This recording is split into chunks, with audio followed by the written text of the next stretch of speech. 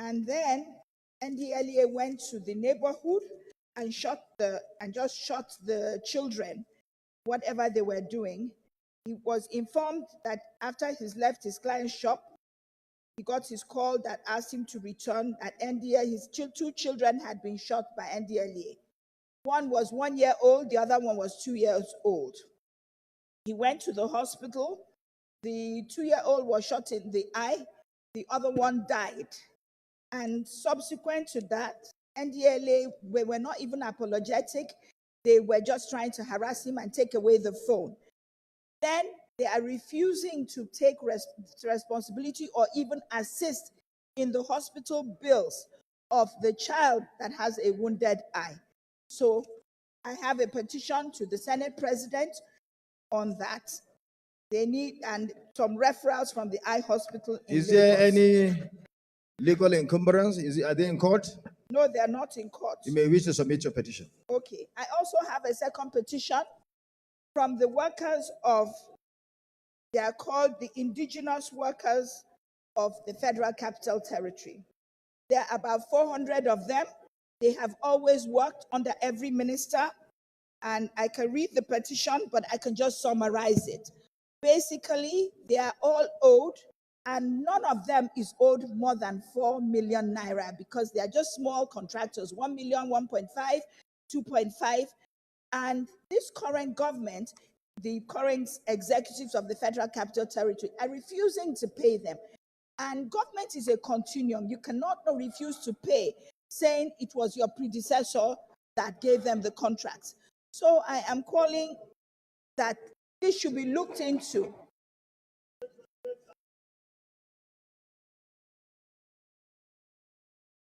Take your seats. Take your seats.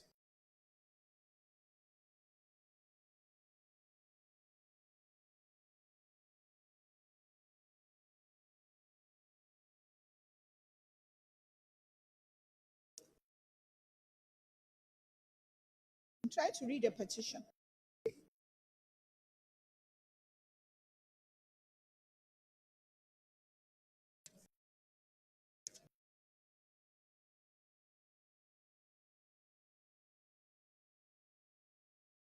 May I continue, sir?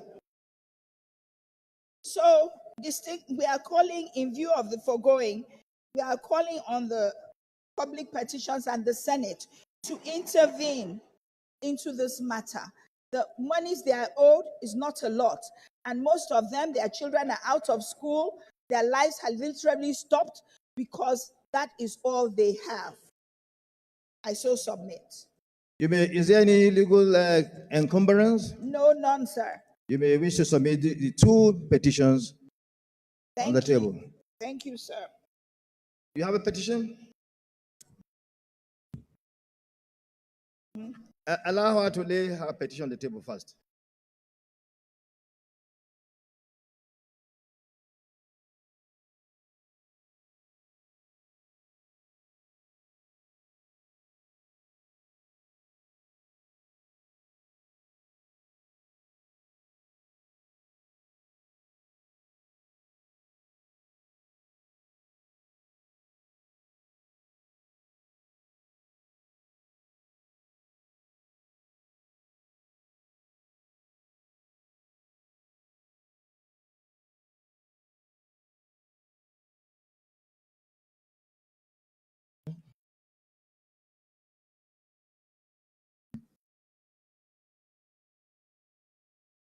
The two petitions are referred to the Committee on Ethics, Code of Conduct, and Public Petitions to report back to the Senate within 4 weeks. Thank you, Mr. President. My name is Ekong Samson. Is it a petition? Yes, Mr. President. Okay. Ekong Samson, Akwa Ibom South. I have a petition from Ekit People's Union, a major group in my constituency, reporting the activities of illegal mining in their constituency against a company called Rate Time Mining Company, a Chinese company in their environment.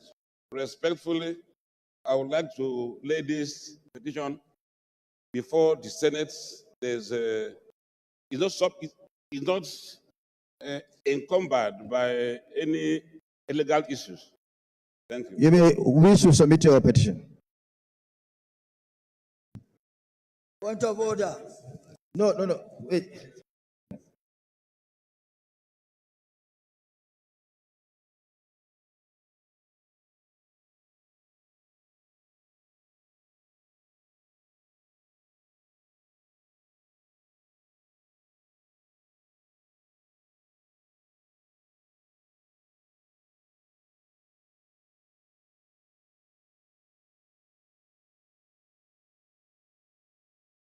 The petition is referred to the Committees on Ethics, Code of Conduct, and Public Petitions to report back within 4 weeks. Distinguished colleagues, please, may I have your attention? My distinguished colleagues, you may wish to remember that we had a series of meetings between yesterday and yesterday on the tax reform bills that are before us. This was in consonance with the fact that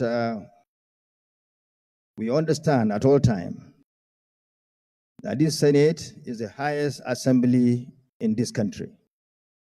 The Senate is composed of men and women of wisdom, of some pedigree that have been entrusted by this country to legislate for them for the peace and tranquility and for the development of this country. The Senate of the Federal Republic, as known by everyone, and indeed other Senates in the entire world, are known to be stabilizers of every country. When there are difficulties, when there are disagreements, the Senate of each country at all times comes in with solution through dialogue and consensus to be able to solve such problems. And the Senate of the Federal Republic of Nigeria has been doing that since 1999.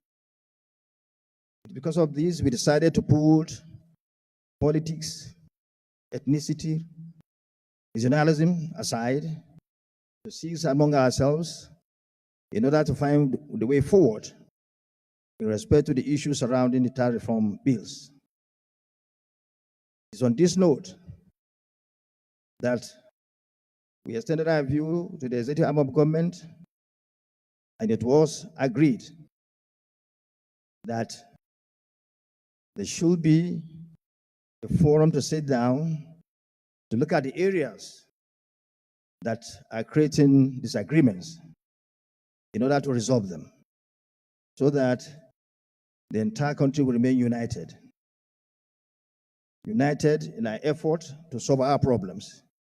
Before the introduction of these bills, we know we've been faced with several problems, insecurity that we've been trying to solve, the president has been trying, and we'll also be working with him to solve issues about our economy, which is in line with global economic problems that I've been trying to solve. And we also agree that we shouldn't allow any other thing to come in to aggravate problems of our country. It's on this note that has been agreed by the executive and also by us that there should be a forum that will sit with the judiciary so that we can sit down and sort out all these problems. The Attorney General, sorry. The Attorney General, sorry, I said not judiciary, the Attorney General, I'm sorry. The Attorney General of the Federation, so that we can sit and look at all the areas of disagreement and resolve them for the interest of this nation. It is therefore proposed that by tomorrow, there will be a meeting with the committee that we set up here and the leadership to sit down with the Attorney General to look at those issues and resolve them. So on this note, that the Committee on Finance that the bills have been referred to, you hold action on public hearing and other issues until we resolve these issues. So by tomorrow, the committee shall sit with the committee that has been set up here, which I'm going to read the membership by one tomorrow, I think by 12 noon tomorrow, so that we can see all these areas and resolve them for the interest of our nation. I therefore read the names of the members of the committee. Number one, Senator Abba Moro, the minority leader is the chairman. Senator Mohammed Tahir Mongono, representing Northeast. Senator Adamu Alero, representing Northwest. Senator Oji Uzo Kalu, representing Southeast. Senator Dixon, representing South-South. Senator Titus Zam, representing North Central. Senator Abdullah Yahya, chairman, Committee on National Planning. Senator Adiola Solomon, chairman, Senate Committee on Appropriations. Senator Sani Musa, chairman, Senate Committee on Finance. Senator Abiru, chairman, Senate Committee on Banking. And the entire leadership will be part of that meeting. We assure you everything will resolve. There will not be, all sides will be given the opportunity, and we shall resolve the issues before anything is allowed to go. Thank you very much.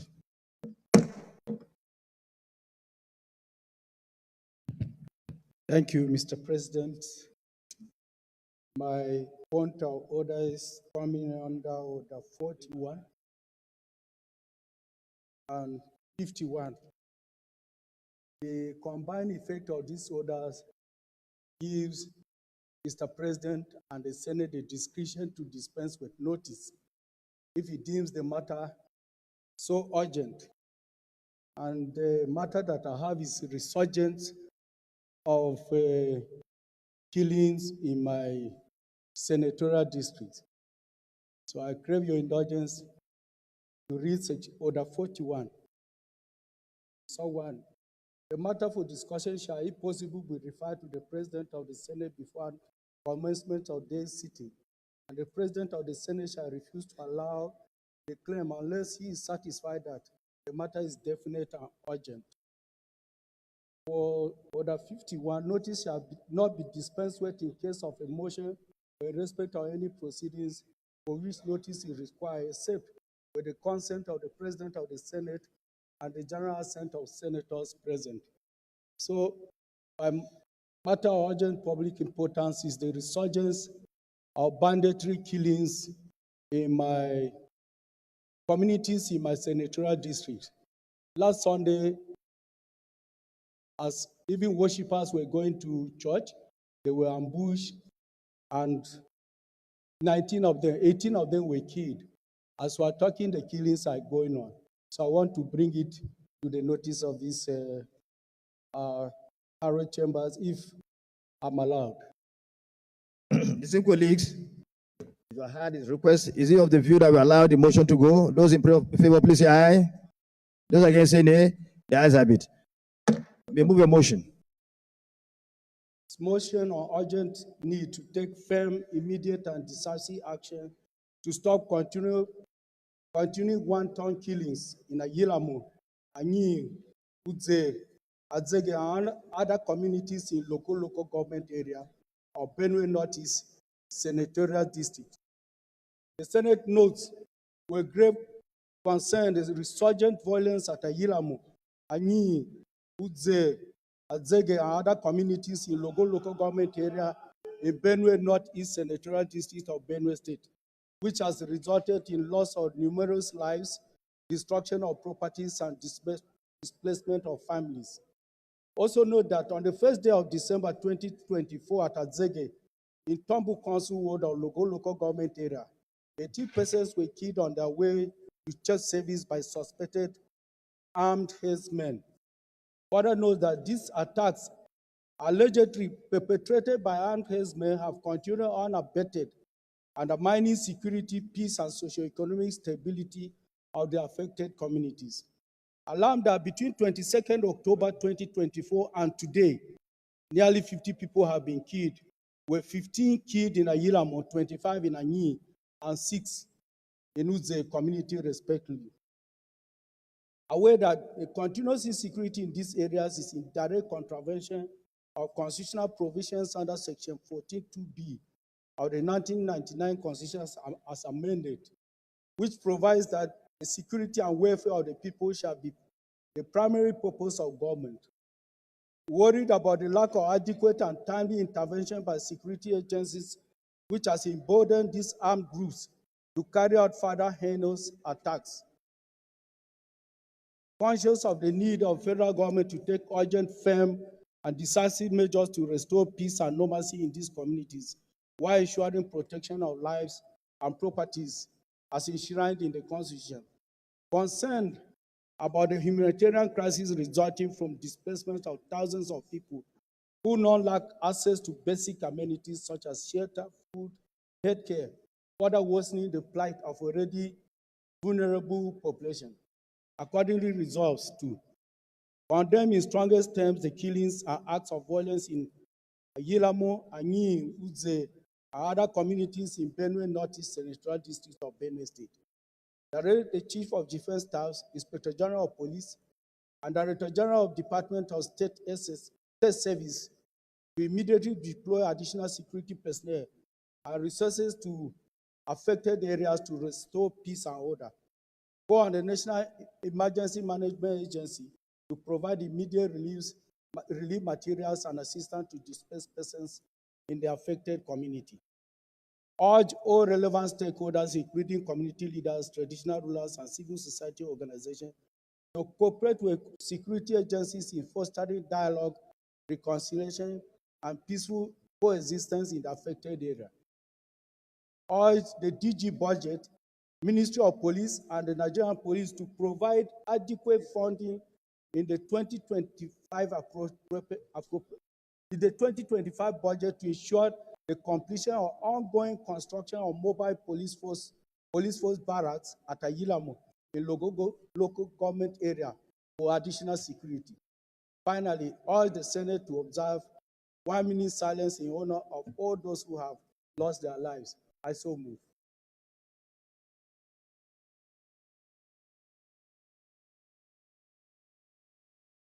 Senator Zam.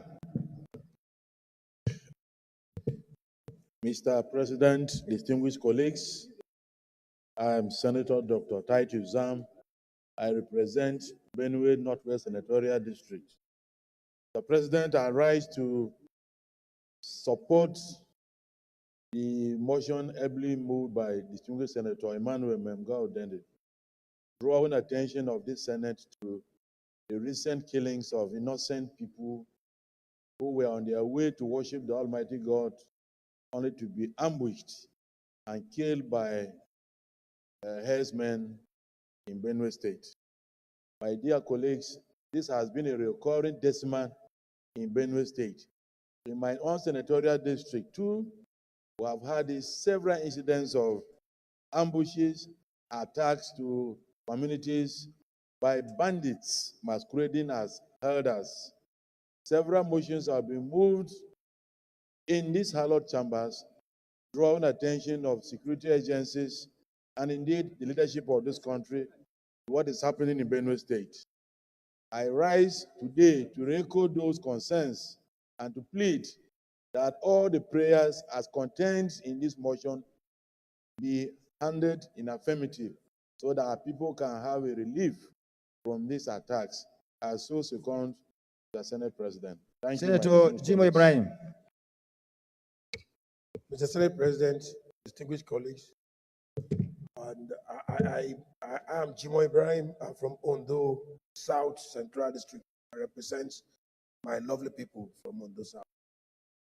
It is again a very sad moment, very disappointing that we are losing life as a result of state of insecurity in Benue. In contributing to this all-important motion, I want to inform the Senate that the issue of security is very key. We cannot combine insecurity arising from human life with that of food insecurity. And I think the security apparatus should move very quickly to ensure safety of life of the people. The question here is not that we don't know where insecurity is or whom it affects or where. We do know. And the life of people, very, very, very, very,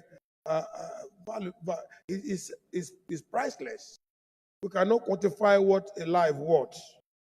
And I do hope that the security agency are not moving us to a situation described by Thomas Hobbes, that where the Leviathan sleep over the right of the people, particularly right to life, then of course we expect brutality and some nasty revolts against the Leviathan. So, Mr. Senate President, I want to support all this all-important motion to the extent that the Senate itself must move fast to protect life and property. And this is very, very important. Like I said, life is priceless. And I also think we should actually observe a minute silent prayer for the soul of people that were lost in this very unfortunate incident. I don't want to take much of your time about this because the motion is very clear and unambiguous. And I think my colleagues are all here to lend their voice into this all-important Save Life motion as moved by Senator Ndede. Thank you, Mr. Senate President. Senator Wadada, you are their neighbor. Maybe you want to give some insight? President, distinguished colleagues. I remain Senator Ahmed Wadada Aliyu Sarkinyak in Kefi. I stand to support this motion and to say in supporting it that it is most unfortunate that in this day and age where people are planning to move to the planet Earth because of development, because of, development in all ramifications, we are still here killing ourselves, shedding human blood as if we are shedding the blood of mosquitoes. And we all know spiritually or religiously where a people, continue to shed human blood the way it happens in Nigeria, there is no way anything good will happen to such a people. And this tells us or informs us or goes a long way to give us the reasons, to provide reasons for which all efforts put in so many areas seem not to be working. So for crying out loud, let's have that God that we all claim to serve. We are a religious people, but by our conduct, we turn out to be highly ungodly. So what's the essence of religion if you are not godly? So let's be as godly, as religious as we have portrayed ourselves to be, and secure our society or our various communities, because without peace, there's virtually nothing reasonable or tangible that can be achieved. I saw support. Minority Leader. Thank you, Mr. President. Distinguished colleagues, I rise to lend my voice of support to the motion moved by distinguished Senator Emmanuel Dende. Mr. President, it is with some level of sadness that I have to stand up like other colleagues to speak on the state of insecurity across the country. Mr. President, you will recall that only recently we praised our armed forces on the efforts that have been made so far to abate the recurring incidents of arms attack. Mr. President, it is convenient for us to sit here and talk about suspected armed herdsmen. And you want to recall that this is not the beginning, this is not the start of herdsmen in Nigeria. The new dimension that has been added to this situation is the fact that these herdsmen don't just come to rear their cattle, they just come, kill, maim, and go away. And what it means, therefore, Mr. President, is that there is more to it than mere herdsmen. It means that there are foreign elements that are involved in this matter. And where they come from, their identity, remains a mystery. I think that even as asymmetric as the situation looks like, the guerrilla war-like attacks, I think that more than using this kinetic method of force, we must identify deliberately the type of human beings that are perpetrating these acts across the country. Today we are talking about local government and various communities. But Mr. President, I want you to note that this thing is appearing to be occurring in most parts of the country. And so, while advocating for some proactive measures to prevent these acts, we must get to the roots of where these people are coming from. And they are raising the tab for constantly coming to kill people and going away. Until we address the root cause of this movement, Mr. President, we may continue to debate this issue of armed herdsmen attack without finding a solution. And so I want to sympathize with my brother who has had this unfortunate incident, but at the same time urge this Senate to go beyond mere attacking the incidents and asking the armed forces to take actions and address the root cause of the problem of armed herdsmen attack. We're talking about, like I said, Logo today. In Benue State, the Akatu people are constantly under attack. The Apa people are constantly under attack. The Tupo people are constantly under attack. And that is how it is virtually across the country. Mr. President, I think that we must do more than being aware of this situation and asking the armed forces to take proactive actions and go beyond that to say, let us find the root cause of these attacks. Thank you, Mr. President.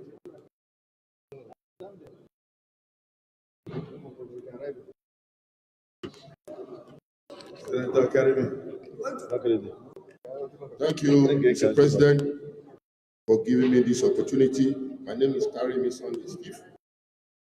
I represent the people of Kogi West. Mr. President, my colleagues, last week, some of my colleagues traveled to Morocco. And in Morocco, we traveled from Marrakesh to Casablanca by road, a distance of around 300 kilometers in a bus. All along, we were asking ourselves, we never saw people moving cattle about. Cattle were kept in ranches. But in Nigeria, we see cattle moving all over the country. The solution is in our hand. We have decided as a nation to play politics with the security of this nation. If we want to solve the problem, we can solve the problem. In Morocco, you don't find such thing. In many parts of the world, in Nigeria, in Egypt, you won't find something. But in Nigeria, we allow it. We are elected to serve our people, and we have to do the best for our country. If we want to find solution to this, cattle, others, and, and the citizens of this country. We can solve the problem. We call a national conference, put an end onto it. But if we want to continue to play politics and waste Nigerian resources, we just sit down and do nothing about it. If we want to find solution, stop all this movement of cattle all over the country. Those living in the forest, they will not have any place to live. That is the solution. Thank you. This Senator Idiot.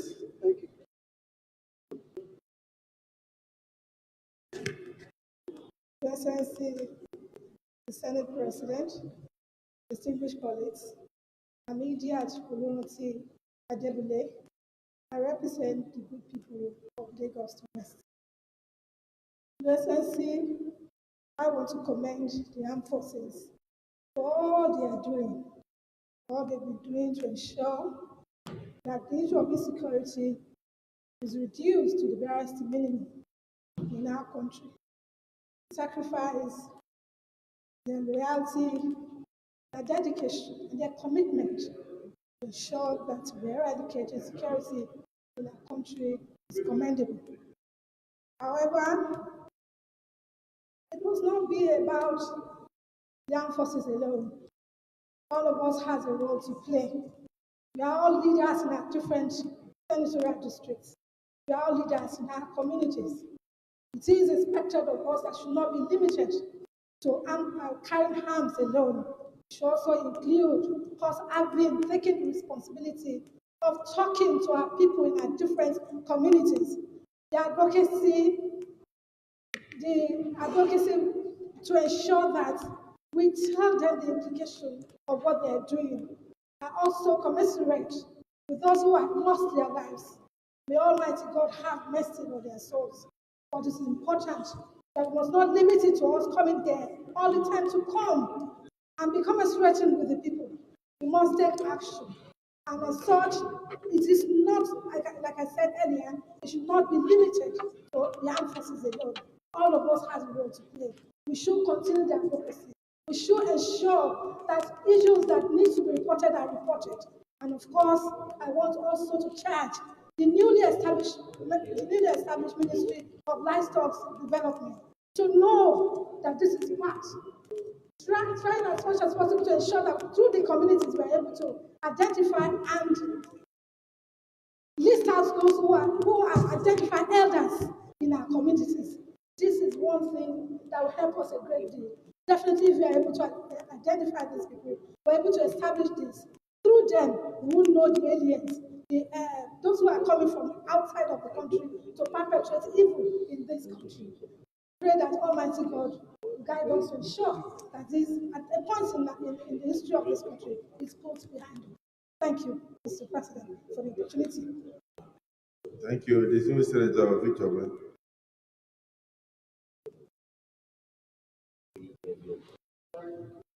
Thank you, Mr. President. Distinguished colleagues, my name is Senator Victor Ume. I represent Anambra Central Senatorial District. Mr. President, I have risen to say a few words on this motion. Not that what I will say will be different, because we have had motions like this severally in the past from across the country. This Benue State has been a very sore spot in this type of gory killings. I remember 2018, April 2018, people ran into a church, killed the priest, the catechist, and 17 worshippers in the mass on Sunday. The motion was brought to this Senate by Senator Barnabas Gamade. This thing happened at West East local government area of Benue State. Ever since then, repeat killings have taken place in many local governments in Benue State, in Kogi, we have taken a motion from Kogi in this 10th Senate. In also one local government area in Enugu State, these people have continued to kill people in their respective homes. I know that there was a time, there was a hot debate in this chamber on what to do on the prompting of Senator Titus Zam. He has a bill on that matter. We also resolved that there should be a national summit to discuss how to stop this killing. This type of killing is rampant, and our country cannot continue knowing a problem. We play ostrich to the problem. We don't want to confront it. We don't want to take actions that will stop killing of citizens like this manner. Look at what our brother Dembe has just brought now. It's heartrending. So many people have been killed, over 50, within the same axis, and we say they are herdsmen. We must find a way to solve our problems, because a nation that leaves a problem unsolved will be consumed by that problem. This is a constant menace among us. So I want to say that, Mr. President, all of us in this chamber and outside, we will not pretend not to know that these things are happening. Let us please stop bloodletting. Killing of people is not good, it's barbaric. Nobody can take human life in the manner they take it in this country. And when we say these are the people doing it, after we'll pass prayers in the emotions, and there is no deterrent to this thing happening again. Today it has happened again in Benue State. I want to commiserate the people of Benue State, and indeed all Nigerians, over this merciless killing of people, particularly on a day of worship on Sunday, when people are not on guard, going to worship God, they'll be mowed down, and the motion will come here. This chamber is not a place to report deaths, because it's frightening. We don't need to be receiving these things. Let us take action. It's action that we shall take to stop this thing from happening. So, Mr. President, I pray that you will, under your leadership, take the appropriate actions. This thing should not continue every time people are killed. That were informed by emotion here. We pray for the repose of their souls. Next 1 month or 3 months, they will kill again. The same people killing. So we are frustrated, and I pray that Nigeria, as a country, must solve this problem of headers killing people in their ancestral homes. It's only when we do it that we'll put this problem behind. Otherwise, if no action is taken and the killings continue, there's no point informing us. So I'm so sad, Mr. President. That's why I stood up to speak again. Every time a motion like this came to this chamber, I've always stood up to speak against it. We must find a solution to it. So thank you, Mr. President. Thank you. And I'm sure you have had me. Thank you. Let's give Senator Edmoko an opportunity to add his voice. Then we go into the prayer. Thank you, Mr. President, and my distinguished colleagues. My name is Senator Edmoko. I represent the good people of Delta North, Delta State. Mr. President, there is no need echoing all that has been said.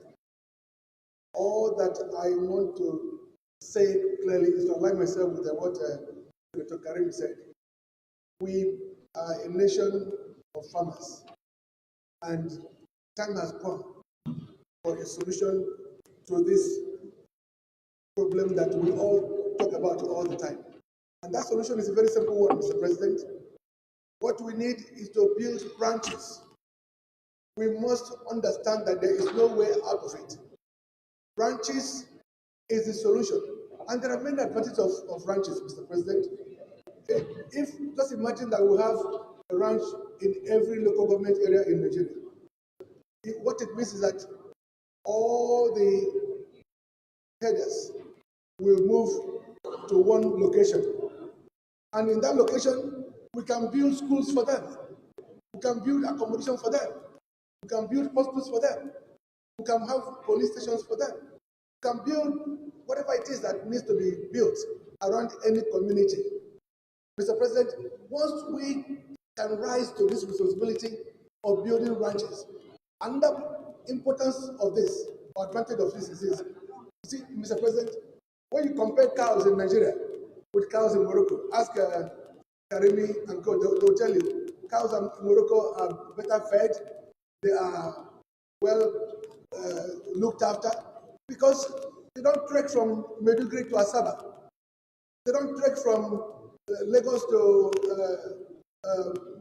I don't know, to Benue State. Cattle kept in one place and fed in one place are better fed and they look better. It's even safer for the herdsmen as well. But for the herdsmen, for the herdsmen, they are also threatened. Many of them are threatened. That's why they carry guns. If you ask them why do they carry AK-47, they'll tell you because people are stealing their cows. People are killing them. So by the time they are settled in ranches, all that will fizzle away. So, Mr. President, when it comes to the issue of the prayer, I think we should look for a prayer that deals with the establishment of ranches across the nation. That is something that has to be done, Mr. President. Thank you. Distinguished colleagues, let me thank everybody for their contributions. Thank Distinguished Senator Odende for bringing this matter of urgent public importance. We go straight into the prayers. Prayer 1. Condemn in the strongest terms the killings and acts of violence in Ayilamo, Aye, Oza, and other affected communities in Benue Northeast Senatorial District of Benue State. Those in support of prayer 1 say aye. Those against say nay. Ayes have it.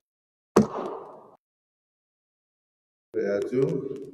Direct the Chief of Defense Staff, the Inspector General of Police, and the Director General of the Department of State Services to immediately deploy additional security personnel and resources to the affected areas to restore peace and order. Those in support of prayer 2 say aye. Those against say nay. Ayes have it. Prayer 3. Call on the National Emergency Management Agency, NEMA, to provide immediate relief materials and assistance to displaced persons in the affected community. Those in support of prayer 3 say aye. Those against say nay. Ayes have it. Prayer 4. Urge all relevant stakeholders, including community leaders, traditional rulers, civil society organizations, to collaborate with security agencies in fostering dialogue, reconciliation, and peaceful coexistence in the affected areas. Those in support of prayer 4 say aye. Those against say nay. Ayes have it. Prayer 5. Urge the Director General of Budget, DG Budget, the Ministry of Police Affairs, and the Nigerian Police Force to provide adequate funding in the 2025 appropriation budget to ensure the completion of the ongoing construction of mobile police force barracks at Ayilamo in local government area for additional security. Chairman appropriation, I wish to comment on prayer 5. Point of order. Just a minute.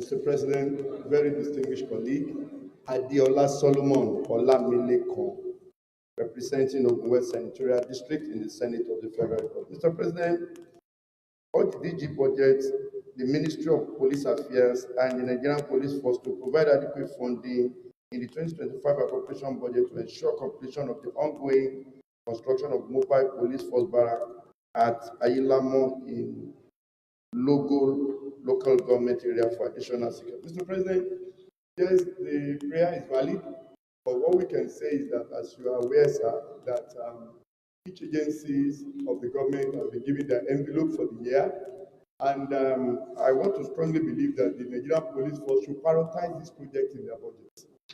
If it is not one of their priority projects that fund should be applied to, it might be difficult for anybody. But if it's not part of the budget that they are bringing, there is little or nothing we can do from here. So the prayer is valid to the extent that the DG budget should be informed, the Nigerian Police Force also should be informed, and everybody, so that when they are planning their budget, this project can be recognized and can be part of their budget. So that will be my solution. So your slight amendment is that since the DG budget reports to the Minister of National Planning, yeah, that the Minister of National Planning should also be informed. Yes, sir. Yes. Thank you. And also to prioritize this project in their budgets. Yes, Senator Abiru, you want to second the amendment as proposed?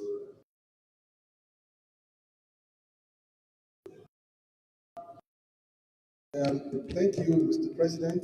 My name is Adetokunbo Abiru. I represent Lagos East. I rise to second the amendment as proposed by Senator Olamide. Thank you, Mr. President, and my distinguished colleagues. Distinguished colleagues, the Chairman Appropriation and Chairman Banking have proposed that we add the Minister of National Planning, and then, of course, urge them to prioritize this project in their estimates for 2025 appropriation. Those in support that it should be DG budget, our Minister of National Planning, then the Ministry of Police Affairs, and the Nigerian Police Force as a whole, say aye. Those against say nay. The ayes have it. Prayer 6. Urge the Senate to observe a 1-minute silence. Additional prayer, please, Mr. In President. honor of all those who have lost their lives. Those in support of prayer 6 say aye. Those against say nay. The ayes have it. Yes, Mr. President, additional prayer, Mr. President. Senator Woko, you have additional prayer. Yes, in line with what I said earlier, Mr. President, I suggest a prayer. No, just propose. Yes, don't to set up a joint committee that will work on the establishment of branches across the 774 local government areas of the country. This has to be done, Mr. President. There is no other solution. That the president was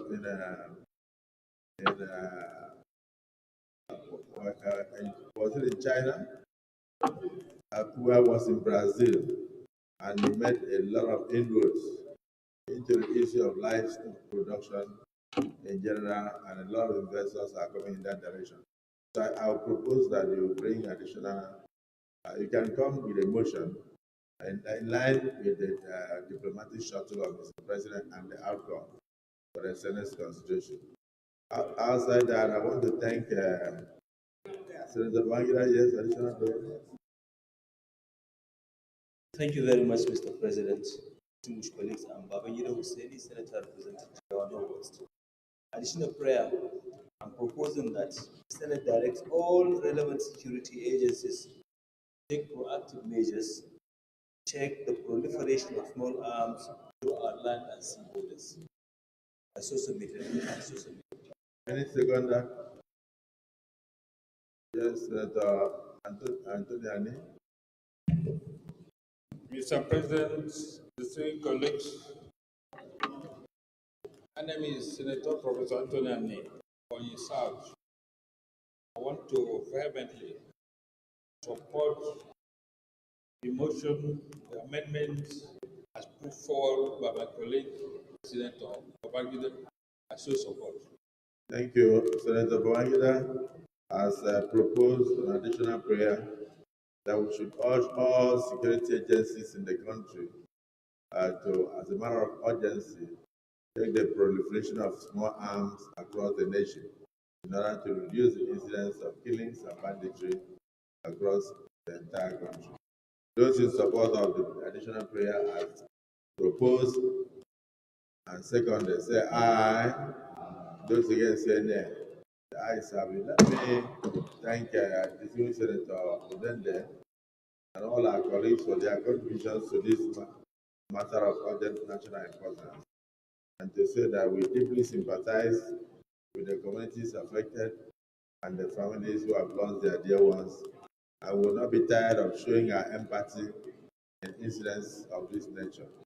And therefore, I urge all my colleagues to rise to observe a minute silence in line with the prayers for those who have lost their lives. May we rise.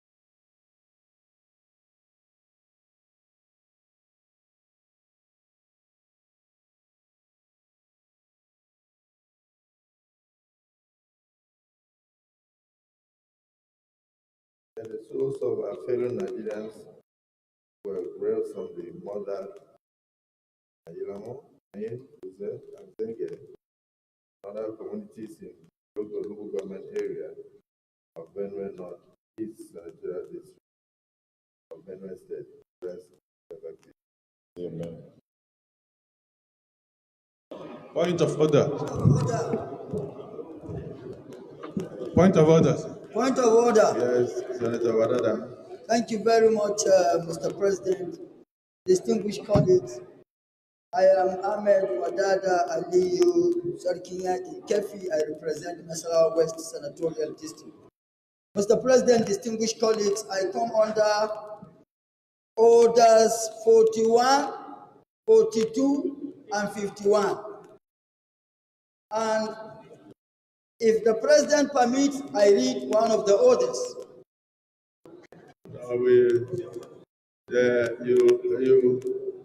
You may not read because you lumped personal explanation with matters of urgent national importance. Yes, reason being that the rule. You may not need to read. Just give us a summary of what you intend to say. Okay, I am coming as a result of a ghastly motor accident that happened in Kefi in an area called Total Roundabout. Okay, so come under order 42 because we have already taken one matter of urgent national importance. That is it. That's why I lumped them, sir. No, don't. 42, by the indulgence of the Senate and the leave of the President of the Senate, a senator may make a personal explanation, although there may be no question before the Senate, but no controversial matter may be brought forward, nor may debate arise upon the explanation. The terms of the proposed statement shall be submitted in detail to the President of the Senate when his leave to make it is sought. Yes, so go ahead. Like I said, distinguished colleagues, Senator Wadada informed me about a ghastly accident yesterday that claimed the lives of over 25 people at the roundabout that he mentioned. He felt he should bring it to the attention of the Senate. Is it the view of the Senate that he be allowed to mention this under personal explanation? Those who support say aye. Those against say nay. The ayes have it. So please go ahead. Thank you very much, distinguished colleagues. There was an accident in Kefi Total Roundabout which consumed 25 lives at the spot, and more than 32 people are now hospitalized in the Federal Medical Center, Kefi. The unfortunate aspect of this is occurrence, it's a recurrent decimal. From the construction of the road to now, we had experienced more than 6-7 different accidents where lives have been lost. The last before this was a tanker that got in flames. Lives and properties were destroyed.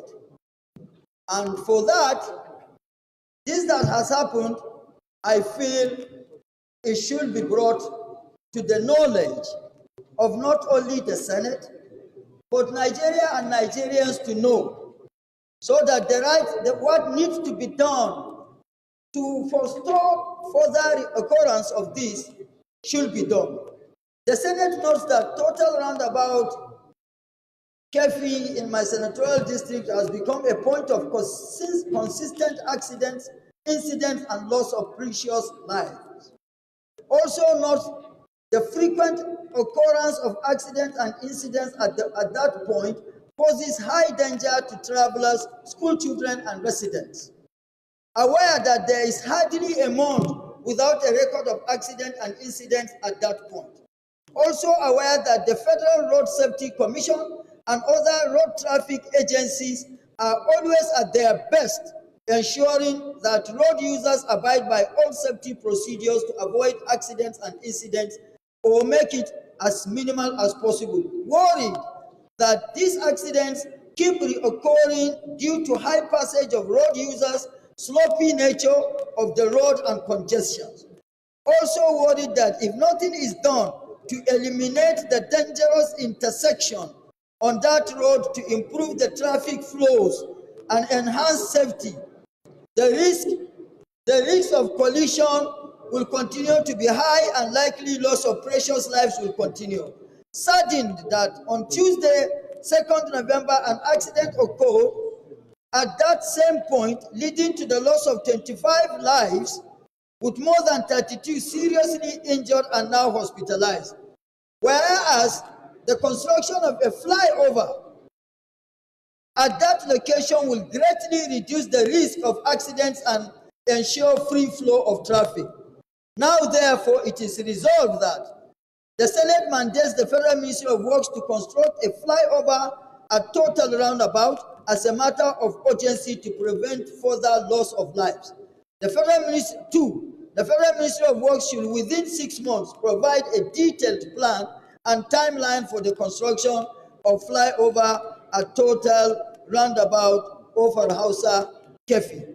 Mr. President, distinguished colleagues, with this, I seek the support of my colleagues for these prayers, and also a 1-minute silence to be observed for the lives that have been lost. And I enjoin my colleagues to support this motion so that the needful will be done. Thank you, Mr. President. I so move. Thank you, distinguished Senator Wadada. We came under Order 42, and there is no need for us to debate it. But on behalf of the 10th Senate, I want to join you in extending the condolences of this August chamber to the families of those who lost their lives, and to say that yes, indeed, your prayer will be communicated to the Ministry of Works and Housing for further actions. My dear colleagues, because Nigerian lives have been lost in a terrible accident involving 25 lives, I will rise to observe 1-minute silence in their honor.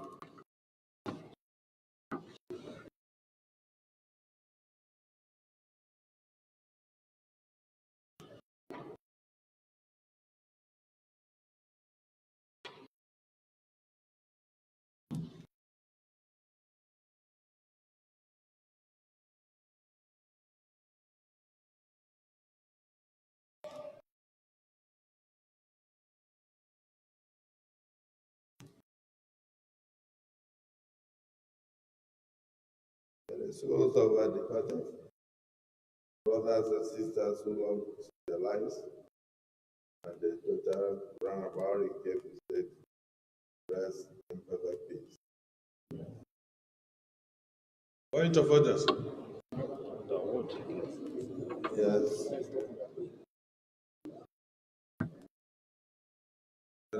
Senator Ani. Point of order, sir.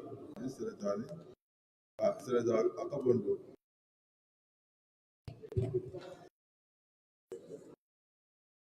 Thank you, Mr. President. Mine is a matter of urgent public importance, and I come under Order 41. It has to do with the urgent need for special intervention by the Senate to urge the Federal Ministry of Works to expedite action and complete the rehabilitation of PLENARY Road to relieve the sufferings of Nigerian motorists and improve security. Distinguished colleagues, is it the view of the Senate that Senator Akawandu, since we have taken matter of urgent importance in line with our rules, we are allowed to bring this in the next legislative date? Those in support say aye. Those against say nay. So please bring it up in the next legislative date. Leader of the Senate.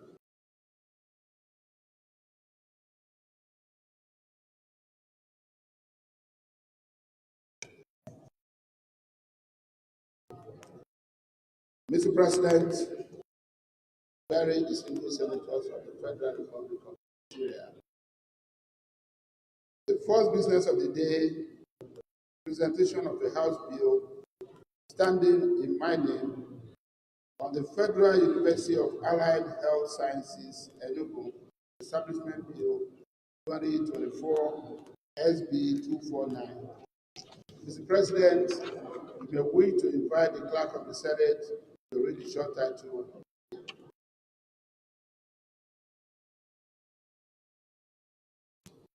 Clerk of the Senate.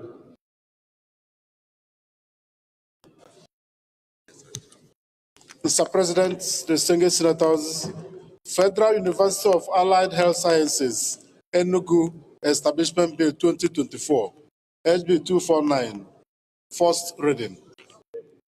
Distinguished colleagues, Federal University of Allied Health Sciences, Enugu Establishment Bill 2024, SB 249, first reading taken. Leader of the Senate. Mr. President, very distinguished senators, the second business of the day is the presentation of a bill standing in the name of most distinguished Senator Garba Musa Medoki on the National Orientation Agency Act, Repeal and Reenactment Bill 2024, SB 230. Mr. President, we wish to invite the Clerk of the Senate to read the short title of the bill. Clerk of the Senate. Mr. President, distinguished senators, National Orientation Agency Act, Repeal and Enactment Bill 2024, SB 230, first reading.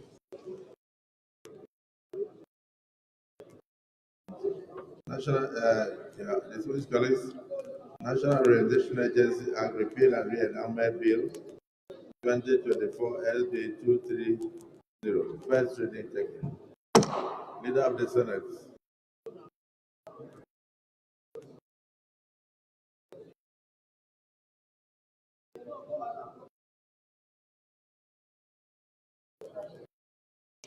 Mr. President, distinguished colleagues, the third business of the day is the presentation of a bill standing in the name of most distinguished Senator Titus Sam Katemba on the Federal College of Vocational and Technical Studies, NACA, Benue State, Establishment Bill 2024, SB 665. Mr. President, may we to invite the Clerk of the Senate to read the short title of the bill. Clerk of the Senate. Mr. President, distinguished senators, Federal College of Vocational and Technical Studies, NACA, Benue State Establishment Bill 2024, SB 665, first reading. Distinguished colleagues, Federal College of Vocational and Technical Studies, NACA, Benue State Establishment Bill 2024, SB 665, first reading taken. Leader of the Senate.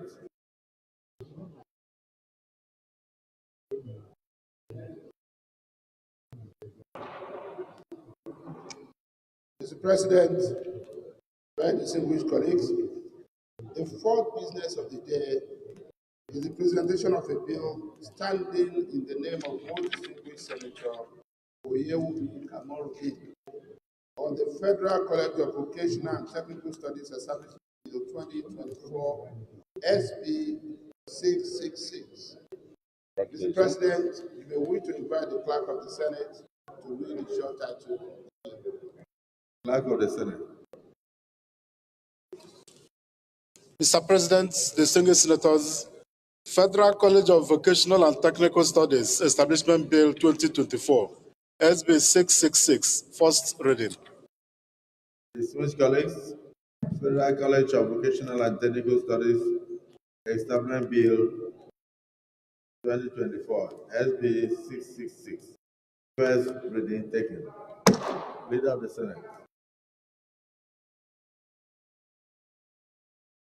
Mr. President, very distinguished colleagues, the fifth business of the day is the presentation of a bill standing in the name of most distinguished Senator Dr.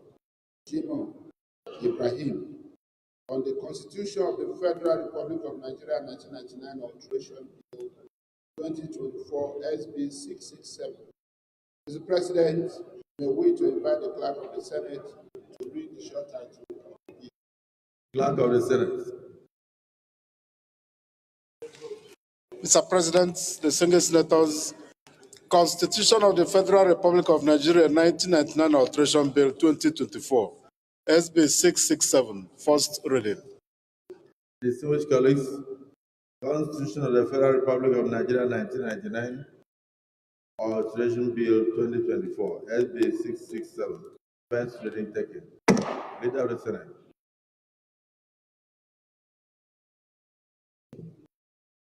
Mr. President, very distinguished senators, the sixth business of the day is the presentation of a bill standing in the name of most distinguished Senator Sani Musa on the Financial Innovation Bill 2024, SB 668. Mr. President, may we to invite the Clerk of the Senate to read the short title. Clerk of the Senate. Mr. President, distinguished senators, Financial Innovation Bill 2024, SB 668, first reading. Distinguished colleagues, Financial Innovation Bill 2024, SB 668, first reading taken. Leader of the Senate.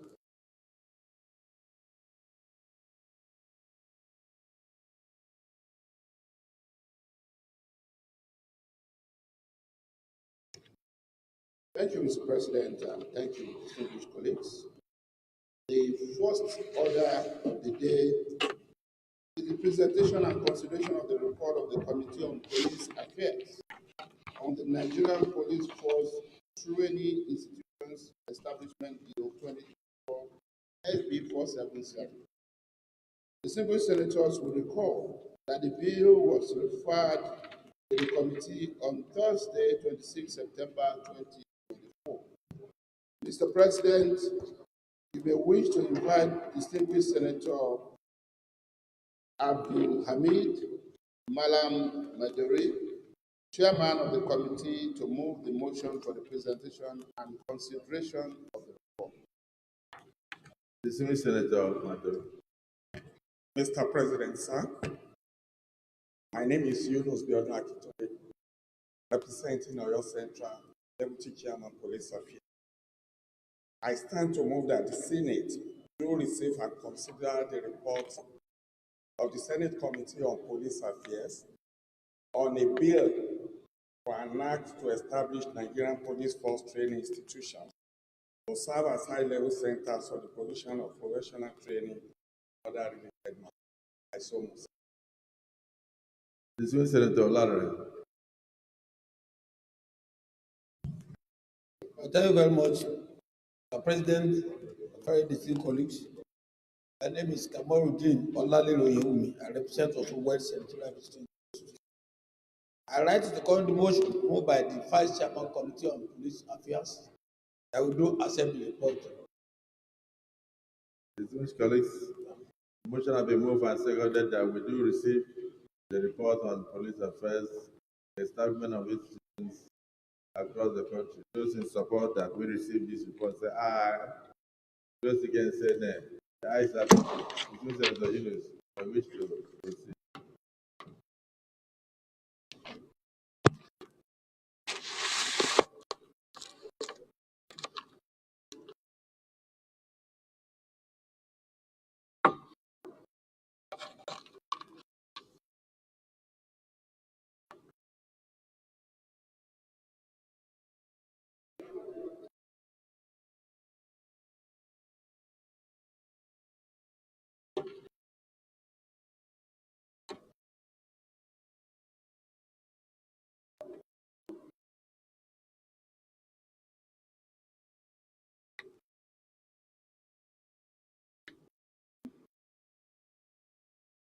Distinguished Senator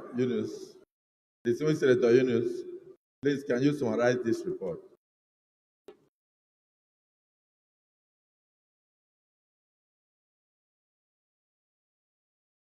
So you move a motion for us.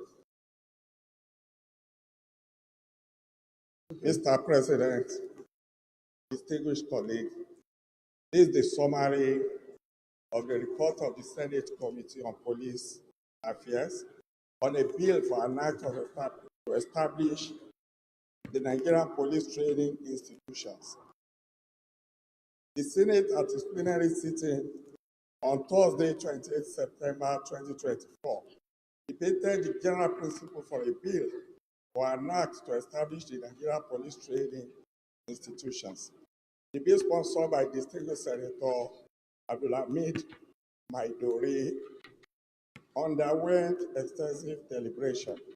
It was subsequently read for the second time and referred to the Senate Committee on Police Affairs for further legislative actions by Senate Order of Revra, NAS 106/R/1/304, dated 2nd October 2024.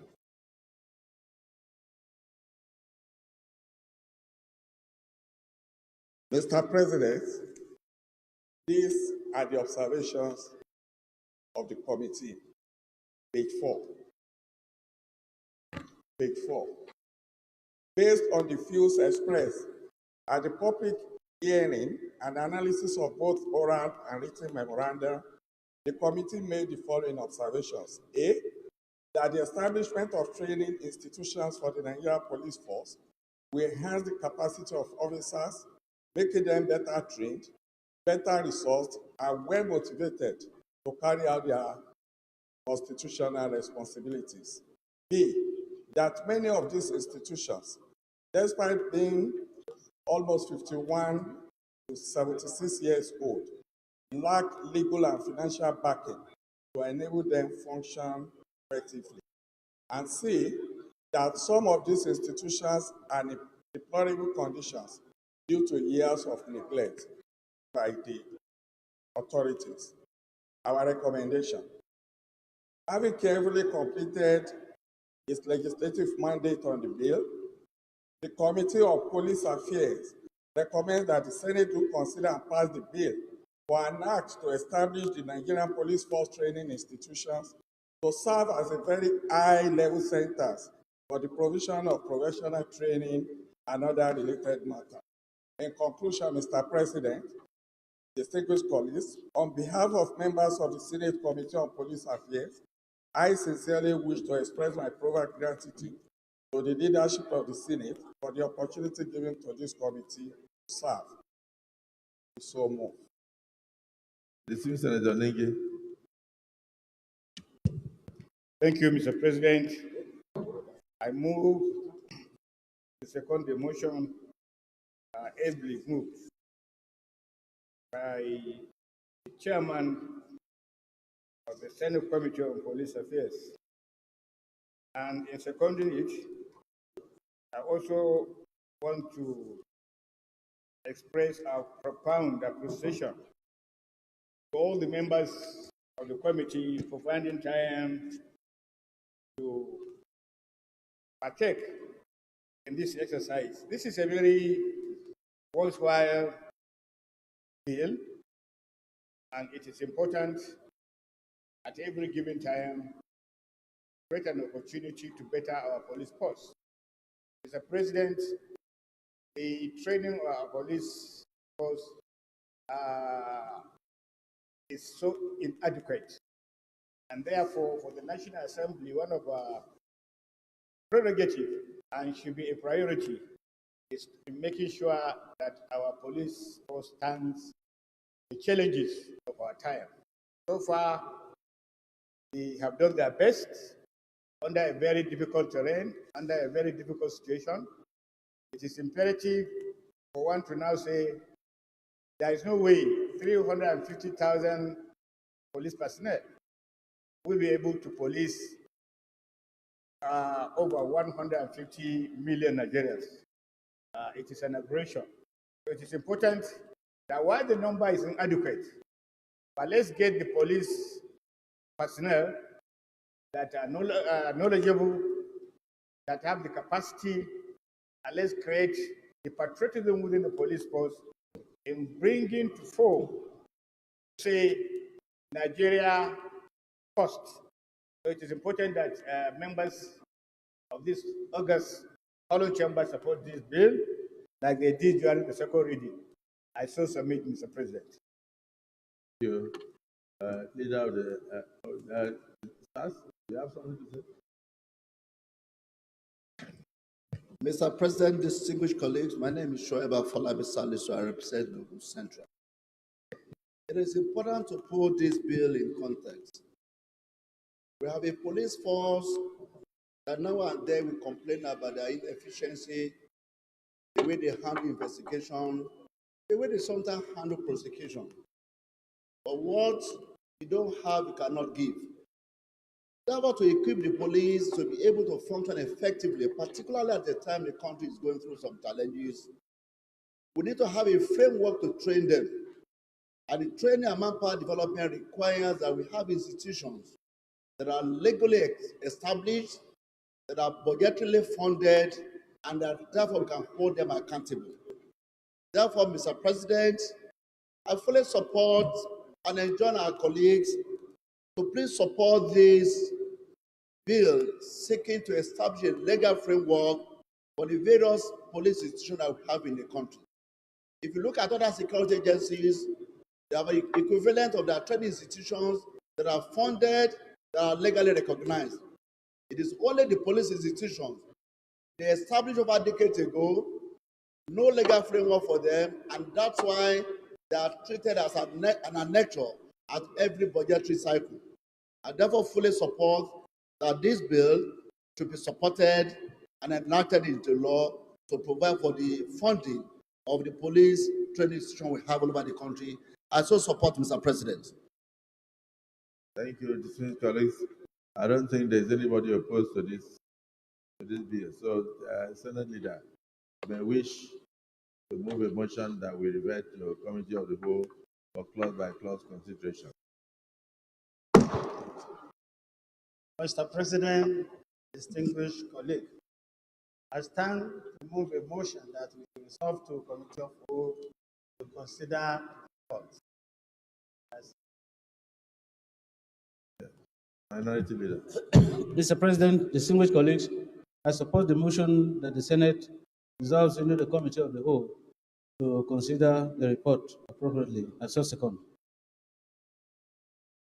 Colleagues, the motion has been moved and seconded that we revert to Committee of the Whole to go into clause-by-clause consideration of all this of the all-important bill. Those in support say aye. Those against say nay. The ayes have it. Who is the committee of the whole?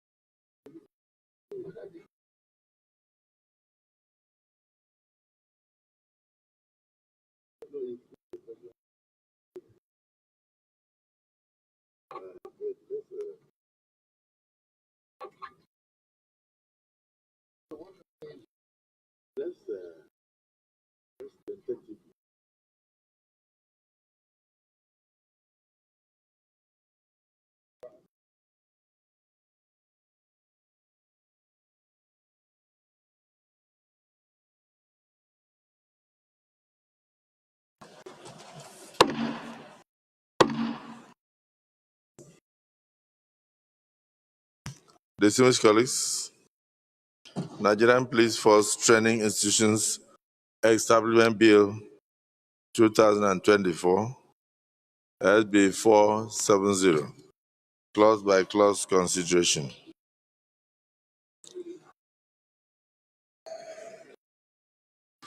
A bill for an act to establish the Nigerian Police Force Training Institutions to serve as high-level centers for a provision of professional trainings and other related matters. Clause 1, those in support of Clause 1, the long title say aye. Those against say nay. The ayes have it. Clauses 2,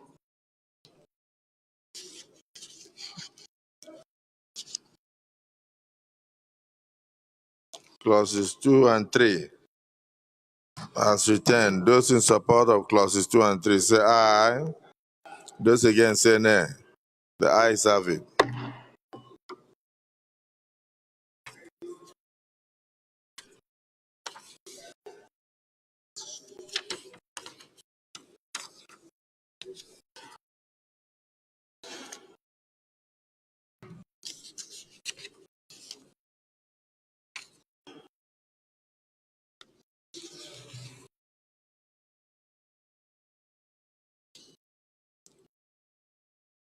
Clause 4, as written, those in support say aye.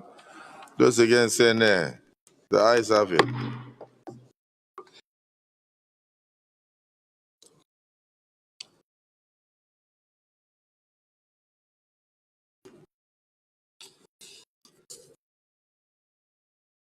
Clauses 5 and 6, those in support of clauses 5 and 6 as written say aye. Those against say nay. The ayes have it.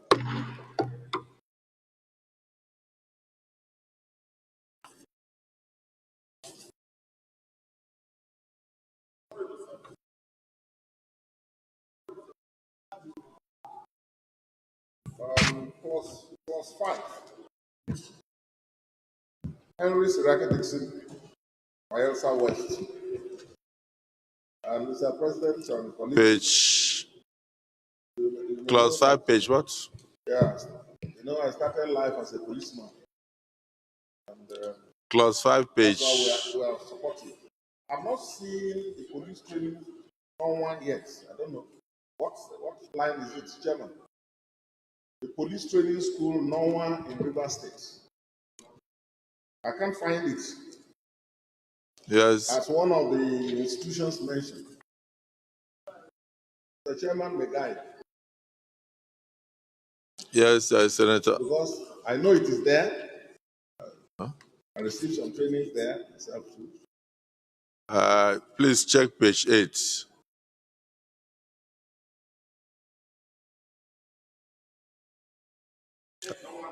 Have you seen it? Are you satisfied? Our business is to be sure you're okay. Okay, noted. He's a member of the committee. Okay. And he's a member of the So I'll take it again from page 5 to page 8. Those in support of page 5 to 8 say aye. Those against say nay. The ayes have it. From page 9 to page 15. Those in support of pages 9 to 15 say aye. Those against say nay. The ayes have it.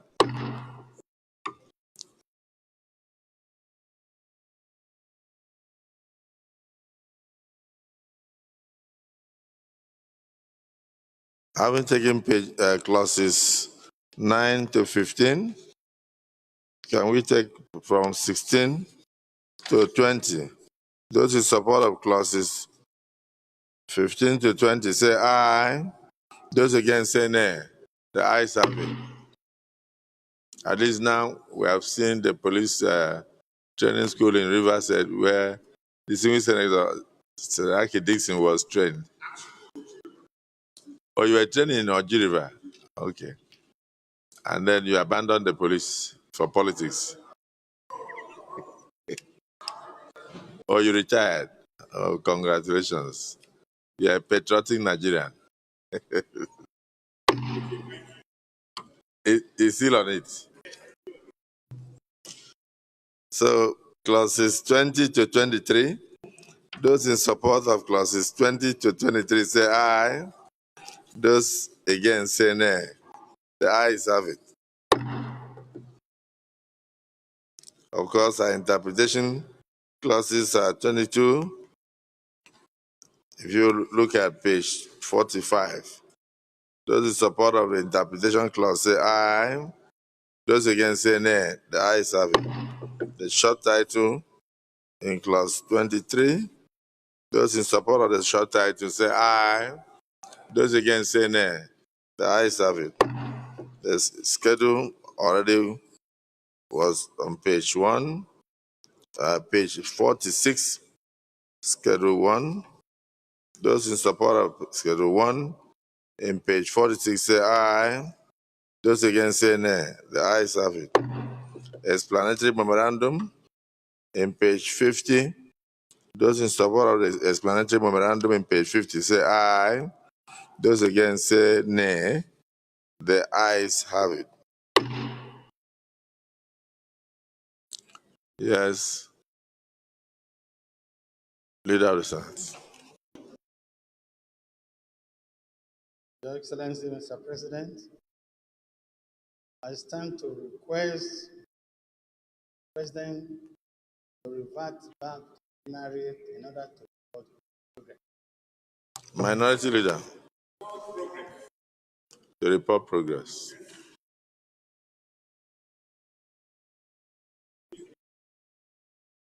Mr. President, sitting as chair, I rise and second the motion that the Senate reverts to plenary to enable the chair to report progress. I say second. Thank you. I think the leader moved the motion in Chinese, but you corrected it in English. Distinguished colleagues, the motion has been moved and seconded that we revert to plenary for the chair to report progress. Those in support say aye. Those against say nay. The ayes have it.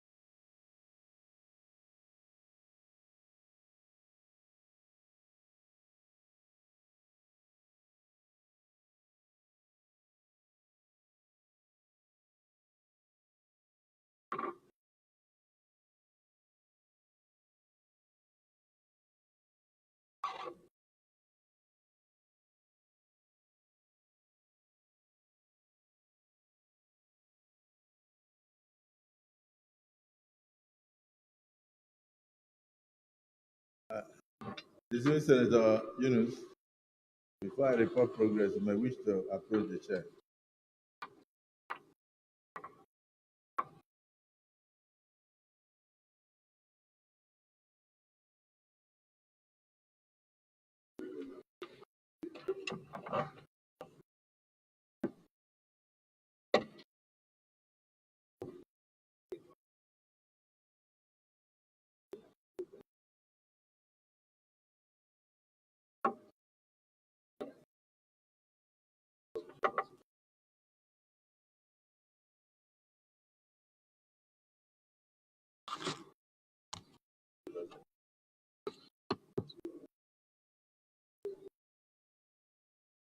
Distinguished colleagues, the Senate in the Committee of the Whole considered the report of the Committee on Police Affairs on the Nigerian Police Force Training Institutions Establishment Bill 2024 and approved as follows. Long title as recommended,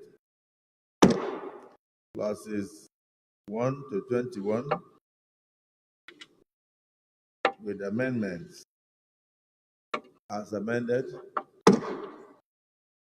interpretation clause 22 as recommended,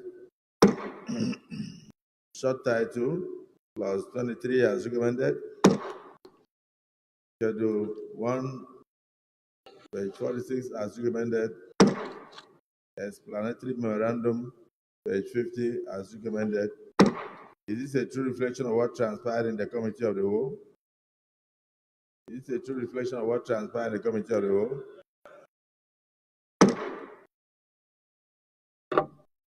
Let me make one explanation. If you look at page 6 of the report, you will see where they listed the litany of certificates, degrees, and all that will be given to the trainees on completion. These things will not be done by those institutions. They will be done in collaboration with the police university in Kano. That is why they said eventually they will get diplomas, certificates, and degrees, but not in those institutions. They will be done in collaboration with the police university in Kano. So I hope that explanation is noted.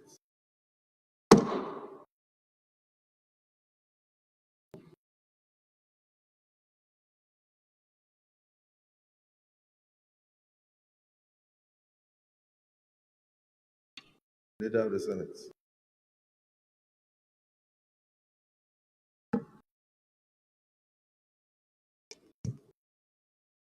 Mr. President, very distinguished colleagues, the second order of the day is the presentation and consideration of the report. I thought you will move a motion for third reading. Motion for third reading after the clause by clause consultation. Thank you. I'm well guided. Thank you, Mr. President, for guiding the process. Thank you. Mr. President, at this point, I rise to move I move that the bill be now read the third time. I so move, Mr. President. Yes, Minority Leader. Mr. President, I second the motion ably moved by the Senate Leader. Distinguished colleagues, the Senate Leader has moved a motion that the Nigerian Police Force Training Institutions Establishment Bill 2024, having gone through clause by clause consideration, be now read a third time. And this has been seconded by the Minority Leader. Those in support of the motion say aye. Those against say nay. The ayes have it. Clerk of the Senate. Mr. President, distinguished senators, a bill for an act to establish the Nigeria Police Force Training Institutions to serve as high-level center for the provision of professional training and for related matters 2024, SB 470, third reading. Distinguished colleagues, a bill for an act to establish the Nigerian Police Force Training Institutions to serve as high-level centers for the provision of professional training and for later matters 2024, third reading taken. Distinguished colleagues, a bill for an act to establish the Nigeria Police Force training institutions to serve as high-level centers for the provision of professional training and for later matters 2024, third reading taken and passed.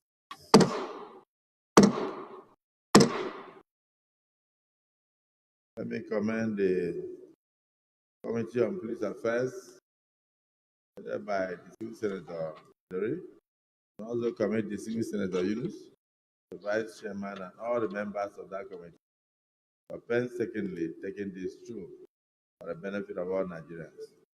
We believe strongly that an officer is as good as his training.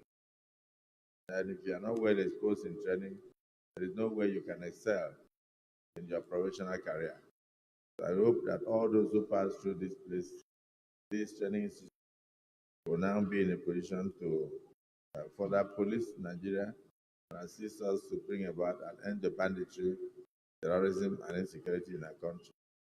I wish the Federal General Police and Nigerian Police Force in general good luck in their endeavors. Hope that these places will be well equipped so that the trainings will have meaning for all Nigerians. No accidental discharge as a result of inadequate training will happen again today. Congratulations to all. Without a second.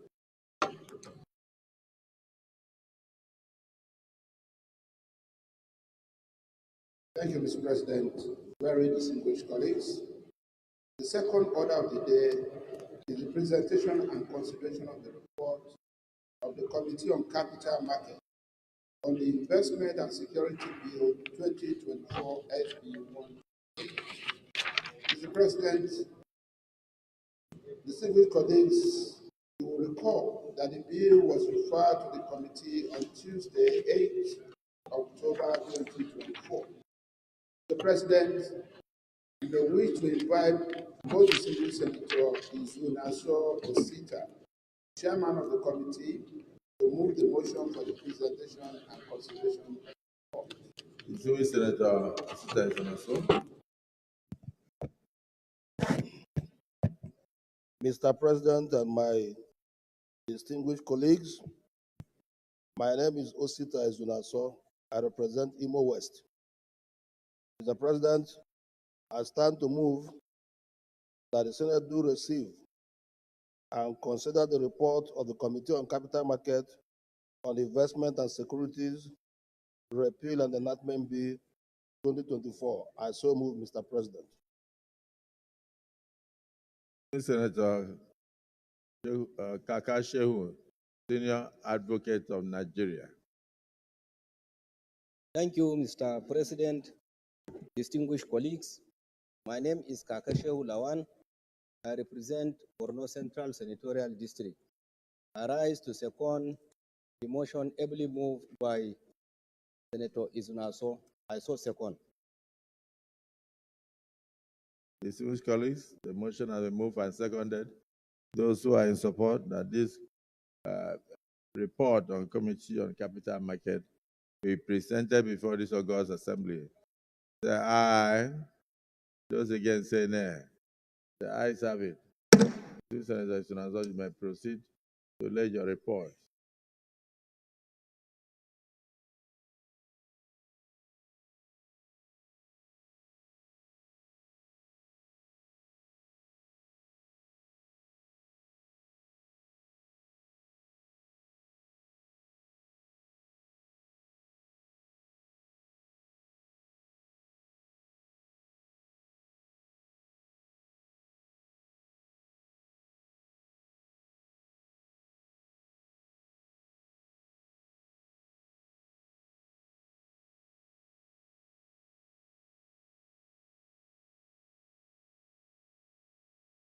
You may wish to summarize your report.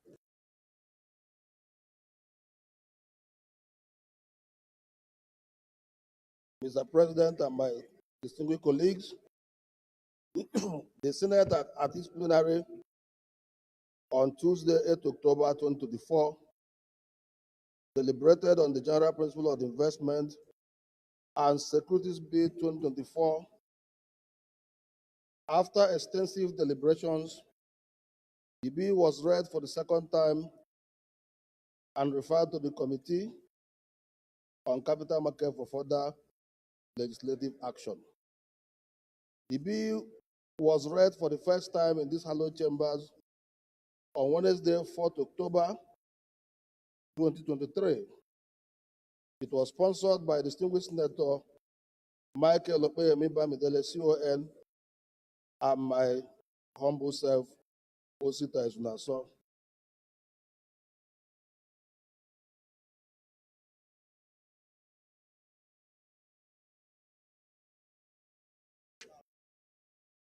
Our observations and findings. The committee, having conducted public hearing as well as carried out subsequent legislative activities on the proposed bill, do hereby outline its deliberations and findings as follows. 1. The stakeholders were unanimous in their support for the passage of the bill, although with some modifications which have been reflected in the provisions of the bill as set in the attached table. 2. That the Eastern Legislative, as revolutionary as it was at its inception, after many years of its operation, requires systemic substantial update to align with the evolving financial market and regulatory frameworks globally in order to make it more attractive to both local and foreign investors. 3.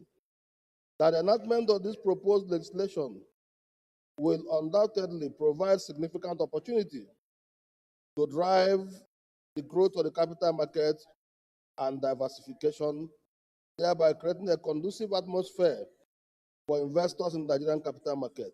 4.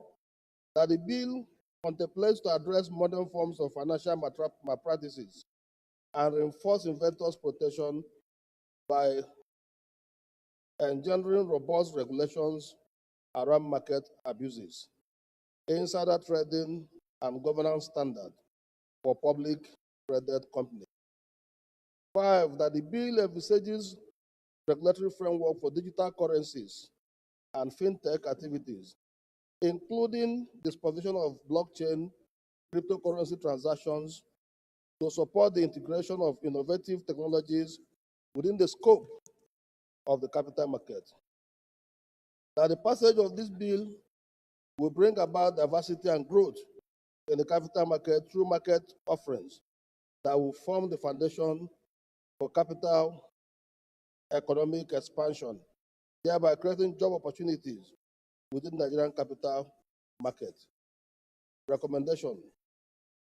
The Senate Committee on Capital Market, to which this bill was referred to, having thoroughly considered the same, hereby recommends that the Senate will consider and pass the bill, the Investment and Securities Repeal and Enactment Bill 2024 as amended.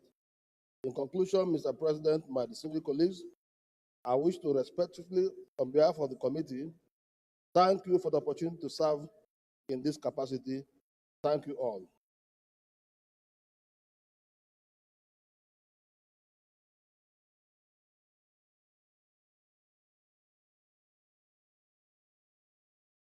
Distinguished Senator Mongono.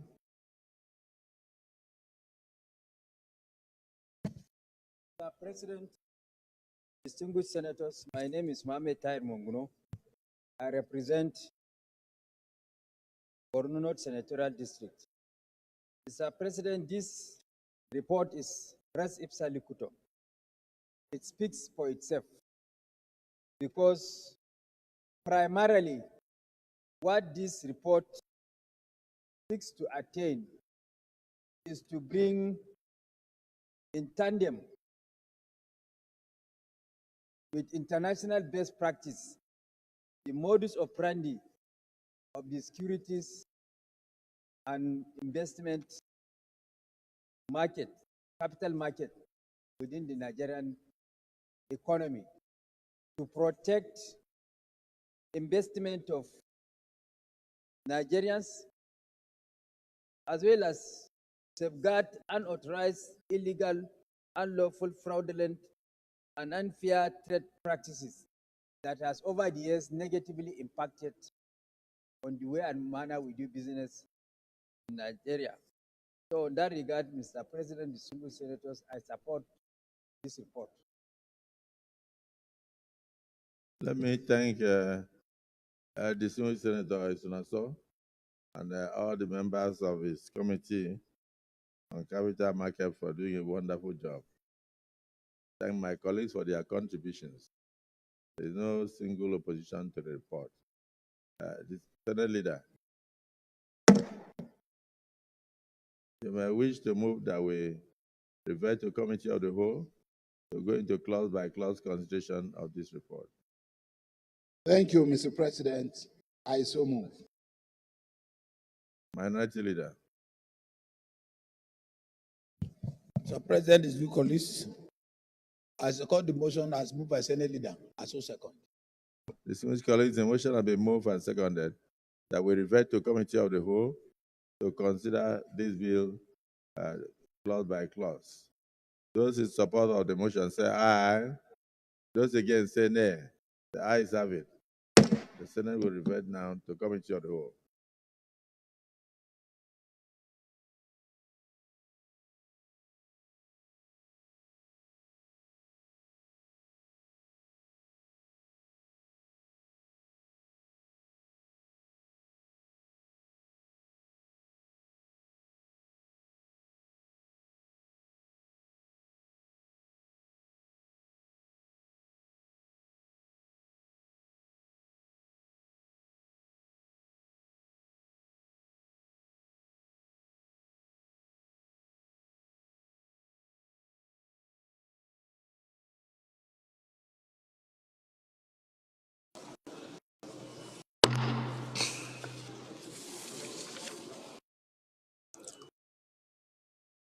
Yes,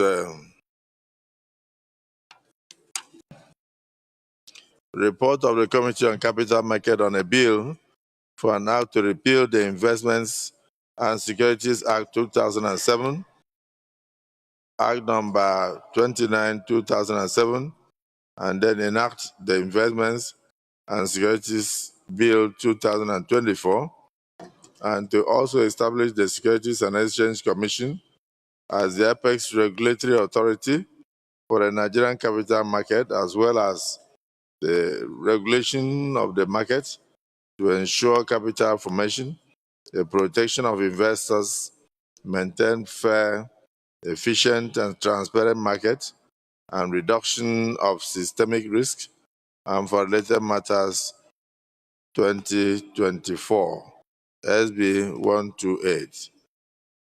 Yes. Yes.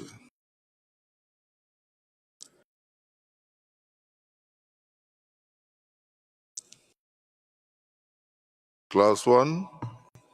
Those in support of clause 1 say aye. Those against say nay. The ayes have it.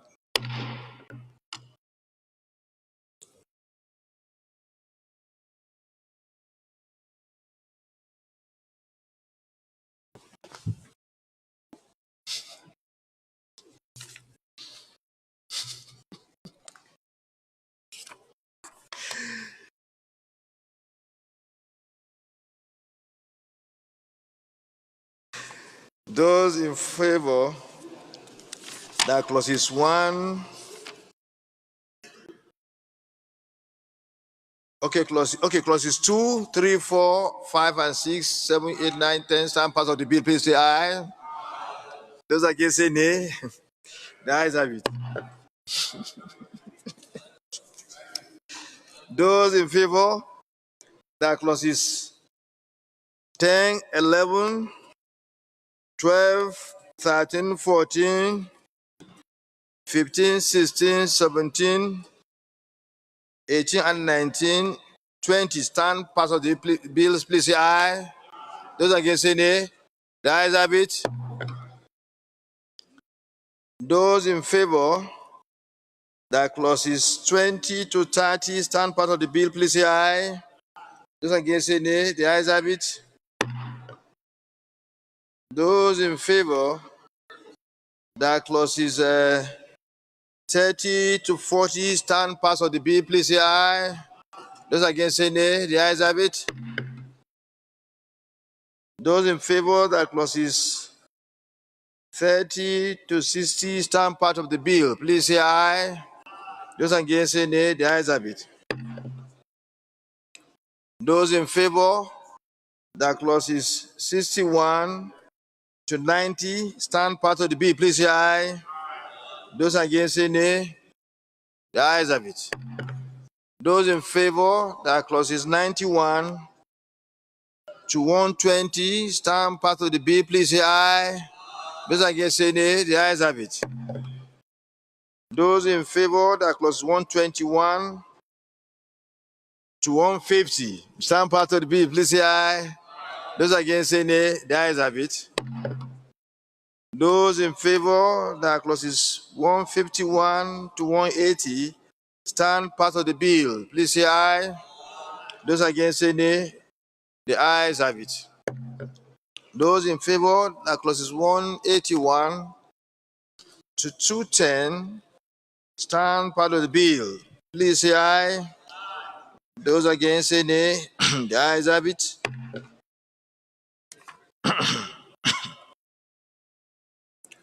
Those in favor that clauses 221 to 230 stand part of the bill, please say aye. Those against say nay. The ayes have it. Those in favor that clauses 251 to 280 stand part of the bill, please say aye. Those against say nay. The ayes have it. Those in favor that clauses 281 to 310 stand part of the bill, say aye. Those in favor that clauses 251 to 351 to 38 to 358, 320, 358, please, should stand out of it, please say aye. Those against say nay. The ayes have it. Those in favor that the schedules 1 to 3 on page 270 to 286 stand part of the bill, please say aye. Those against say nay. The ayes have it. Those in favor of the short title on clause 358, page 270, stand part of the bill, please say aye. Those against say nay. The ayes have it. Those in favor, please say aye. Those against say nay. The ayes have it.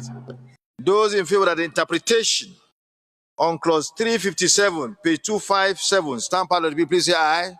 Those against say nay. The ayes have it. Is there a leader?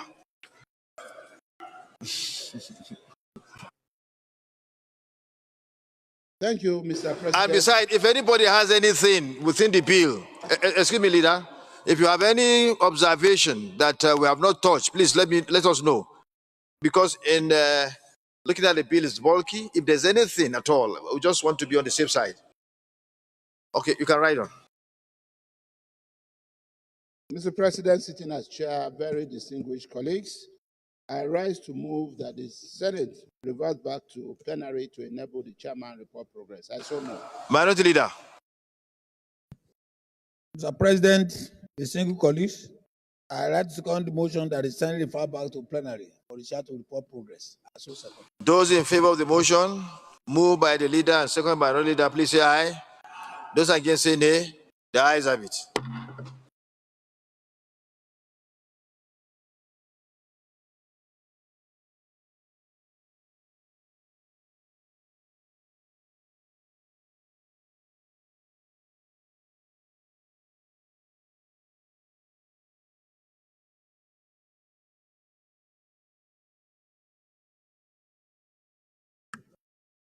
Report.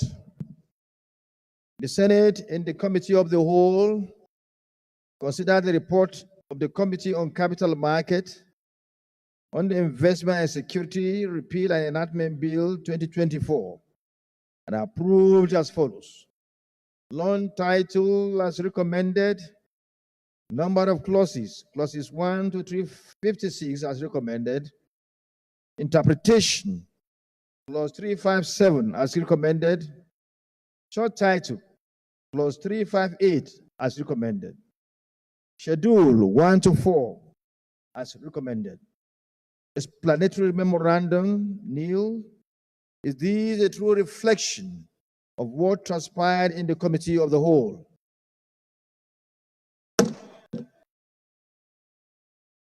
The Leader of the Senate.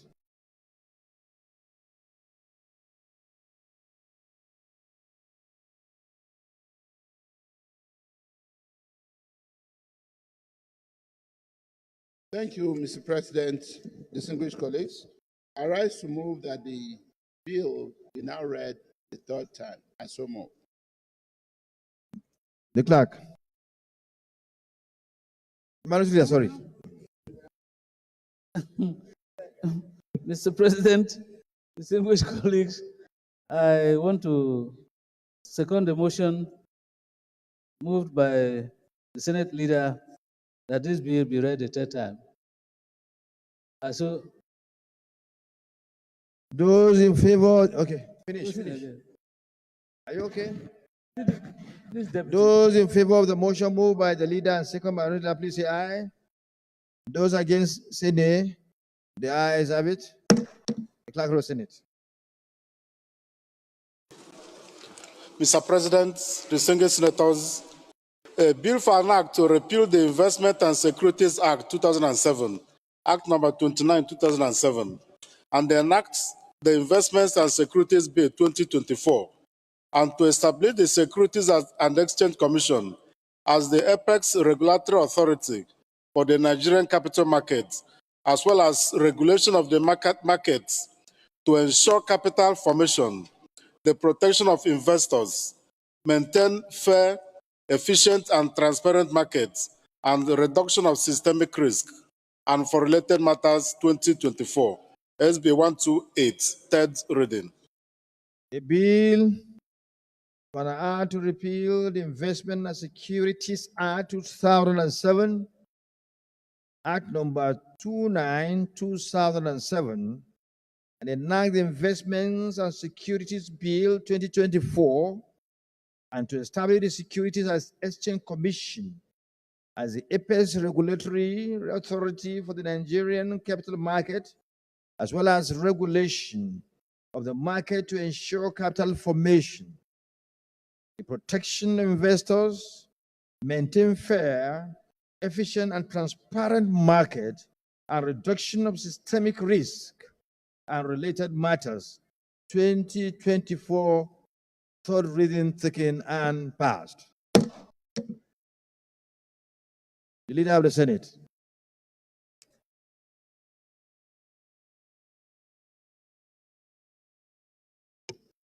Mr. President, very distinguished senators, the third order of the day is the presentation and consideration of the report of the Committee on Agriculture, Colleges, and Institutions on the Agricultural Research Council of Nigeria Act Amendment Bill 2024 SB 297.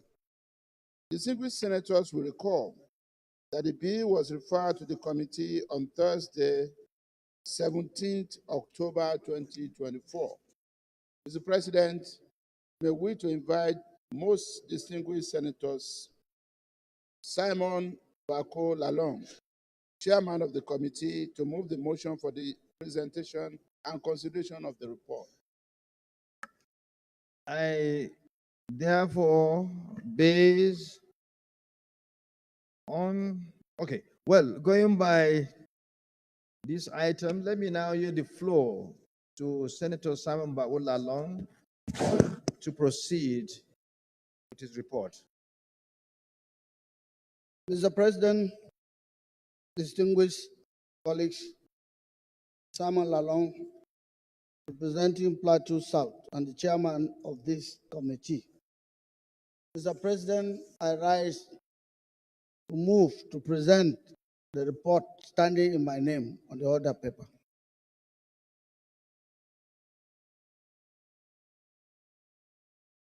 Senator Musa Medoki, can you please second the motion? Thank you, Mr. President. Distinguished colleagues, my name is Garba Musa Maidoki, representing Kebbi South Senatorial District. I rise to second the motion ably moved by my leader, Senator Lalong. I so moved. Thank you. Those in favor of the motion, please say aye. Those against, say nay. The ayes have it. Senator Simon Bakola Long, you may proceed to present your report.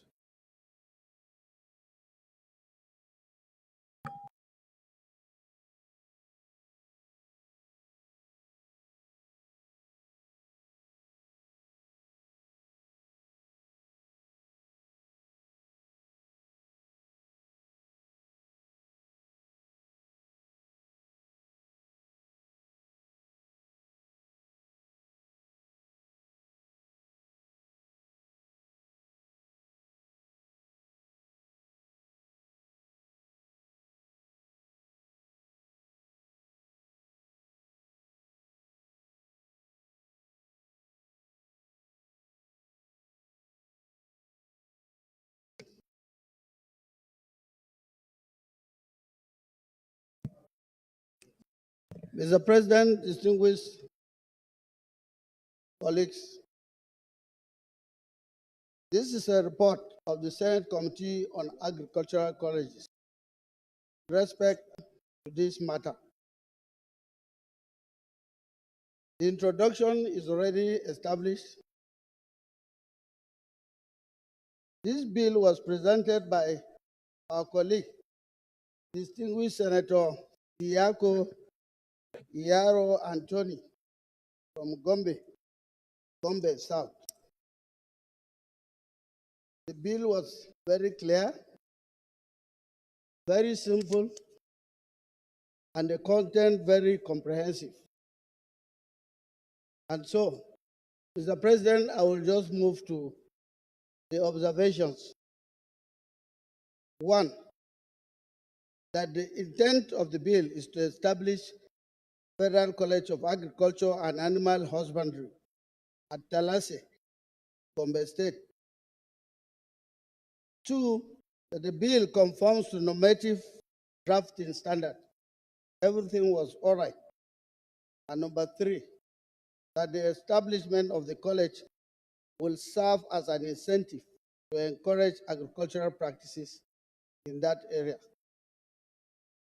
And so, at the end of the day, we recommended, and this is the recommendation, that the committee, having considered the proposed bill and taking into account its relevance to the development of this country, hereby recommends, quote, that the Senate do consider and pass the Agricultural Research Council of Nigeria Act Amendment Bill 2024, SB 297, unquote.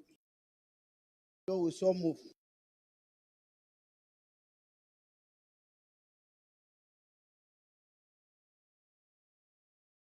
That is the summary. We have moved. Yes. Is there anyone that want to make comment? No.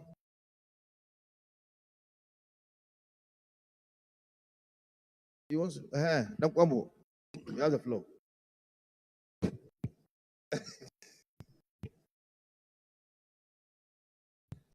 Thank you, Your Excellency. My name is Senator Ibrahim Dankombo. I rise to second the motion ably moved by Senator Lalong. I so second. Thank you.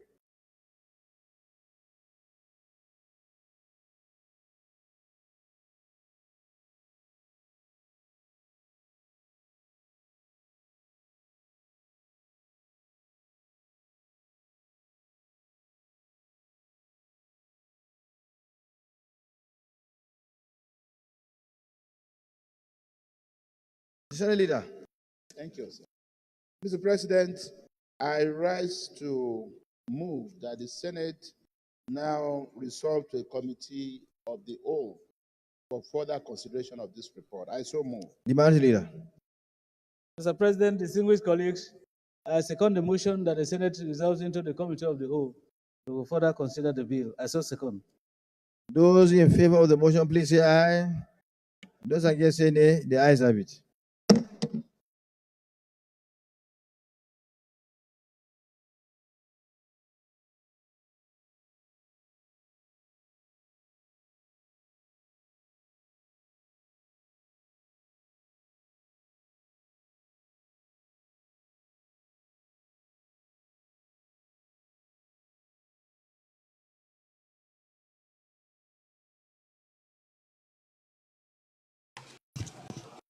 Those in favor that clause 1 stands part of the bill, please say aye. Those against, say nay. The ayes have it. Those in favor that clauses 2 and 3 stands part of the bill, please say aye. Those against, say nay. The ayes have it. Those in favor that clause 3 stand part of the bill, please say aye. Those against, say nay. The ayes have it.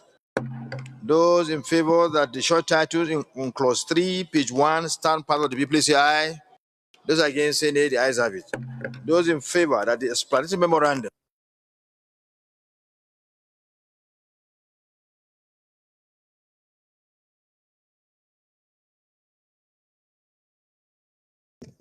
Mr. President, sitting as chair, very distinguished colleagues, I rise to move that the Senate reverse to plenary to enable the chairman to report progress. I so move. Mr. President, sitting as chair, I second the motion that the Senate reverse to plenary to enable the chair report progress. I so second.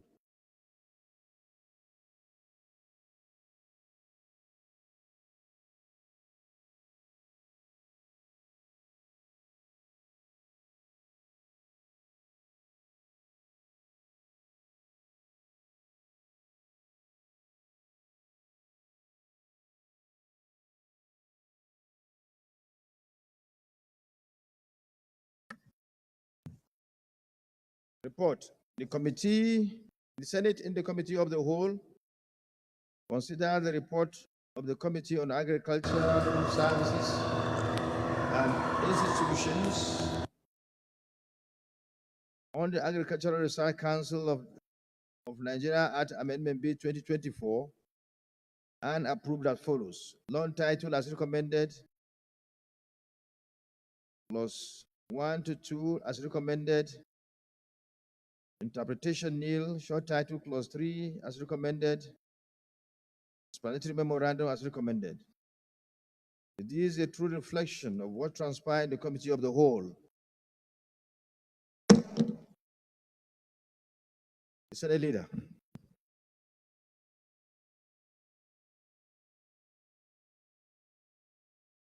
Mr. President, very distinguished colleagues, I rise to move that the bill be now read the third time. I so move. The Minority Leader. Mr. President, distinguished colleagues, I support the motion that the bill be read a third time. I so second. Those in support of the motion moved by the leader and seconded by Minority Leader, please say aye. Those against, say nay. The ayes have it. The Clerk of the Senate.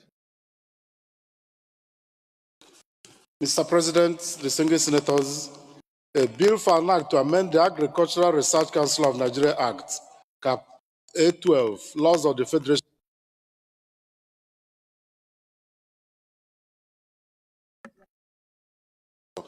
And Animal Husbandry, Talase, Gombe State, and for related matters 2024, SB 297, third reading.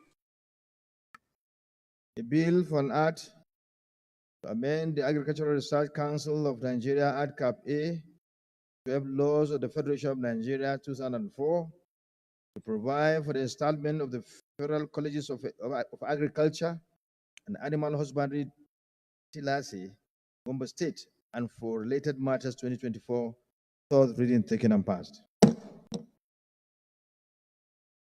The bill, okay. The Senate Leader.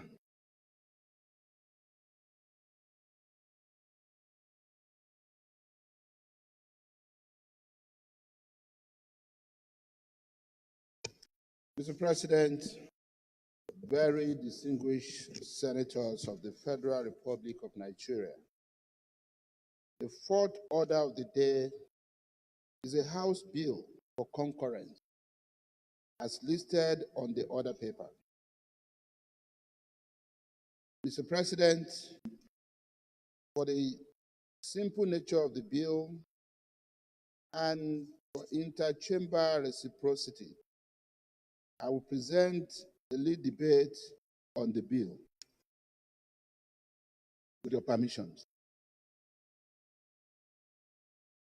Mr. President, very distinguished colleagues, lead debate on bills for concurrence from the House of Representatives. And Mr. President, in presenting this bill, let me just again reemphasize that we actually have three different bills for concurrence from the House of Representatives. And the intention of my lead debate is to consolidate the debate on these three bills. Mr. President, the bills for concurrence constitute the fourth, fifth, and sixth orders of the day. Mr. President, may I first then move that I be allowed to consolidate this lead debate with respect to the three bills, and that this hallowed chamber will consider the three bills concurrently for concurrence. I so move, Mr. President. Minority Leader. Can you second? Minority Leader.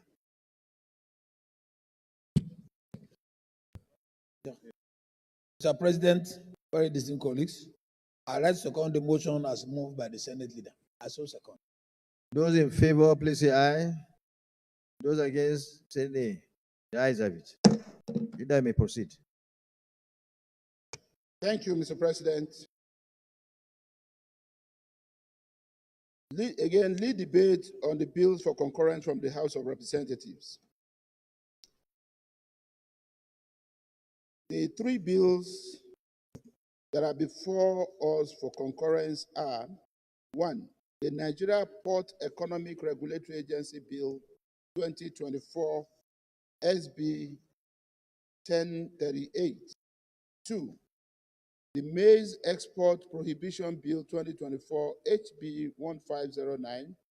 And three, Federal University of Environmental and Technology Koroma Sakpenwa Tai Ogoni Establishment Bill 2024 HB 1040.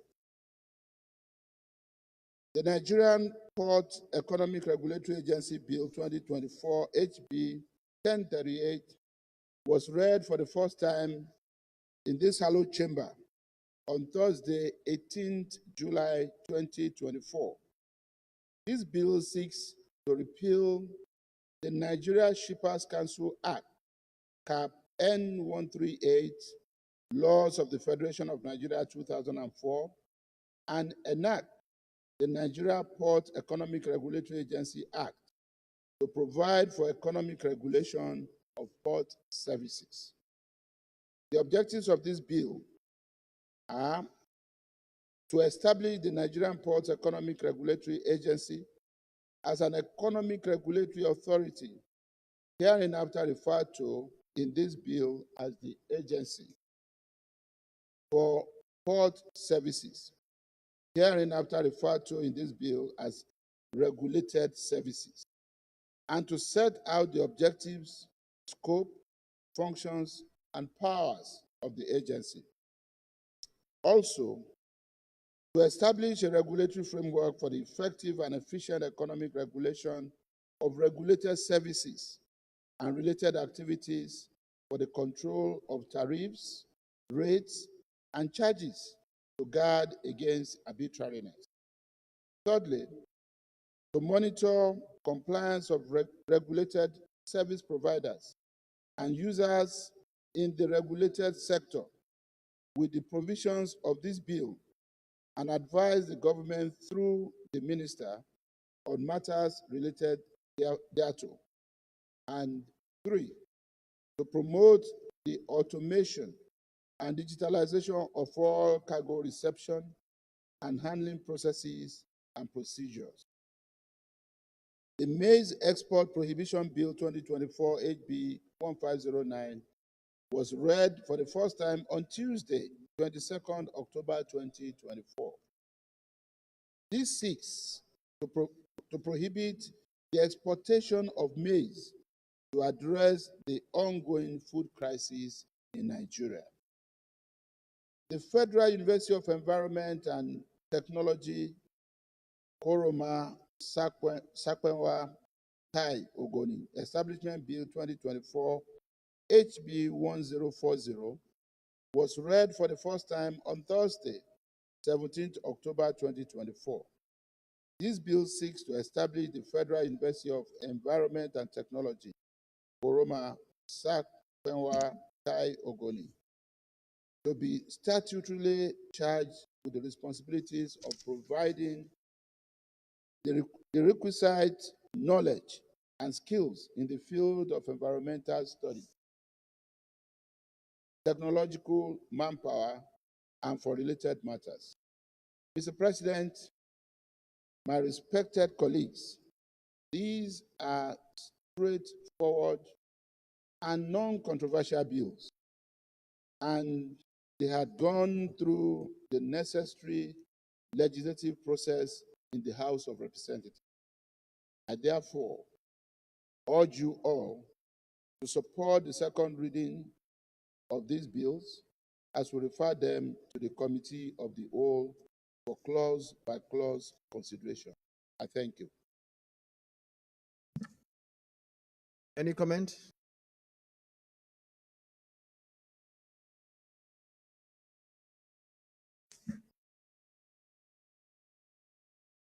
Senate Leader.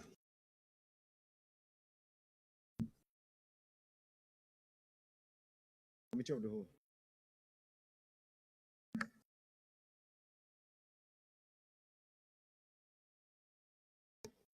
Mr. President, very distinguished colleagues, I rise to move that the bills be read for the second time. I so move. Madam Leader, second the motion that the bills be read the second time. Mr. President, distinguished colleagues, I second the motion that bills for concurrence from the House of Reps be read a second time. I so second. Those in favor of the motion moved by the leader and seconded by minority leader, please say aye.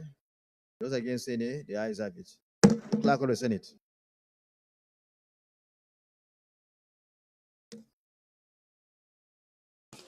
Mr. President, distinguished senators, a bill for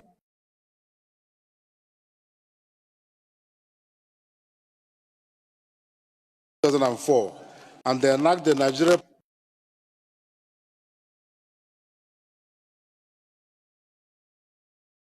and for related matters 2024, HB 1038, second reading. Mr. President, distinguished senators,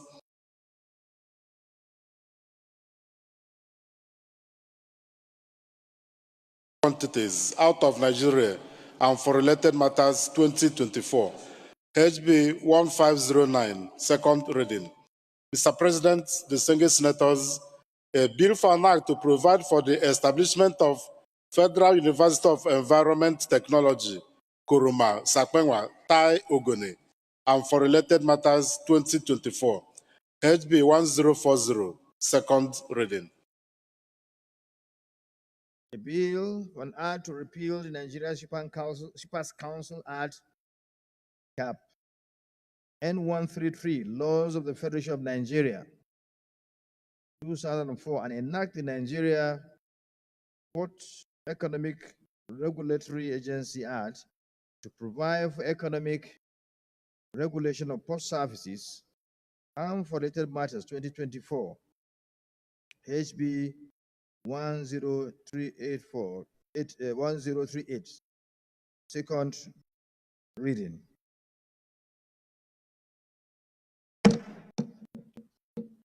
A bill for an act to prohibit the exportation of maize or its derivatives in large commercial quantities out of Nigeria and for related matters, 2024, HB 1509. Second reading taken. C.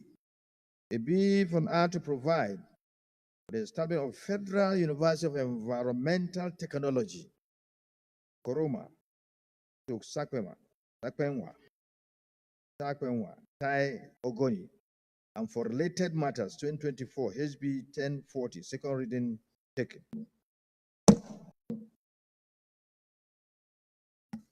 The Leader of the Senate.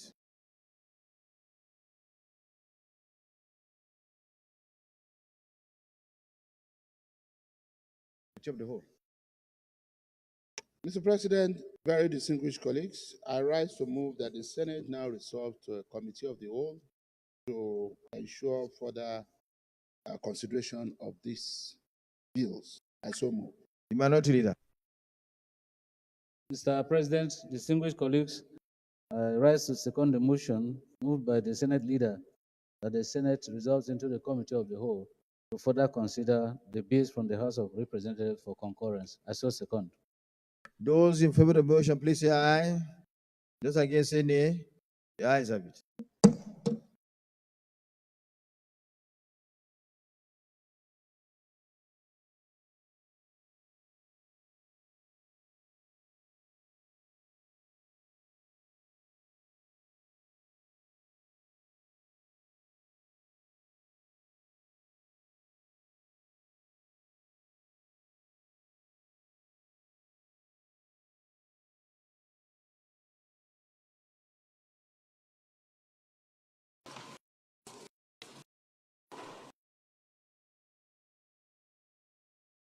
We start with the Nigerian Port Economic Regulatory Agency Bill 2024 HB 1038.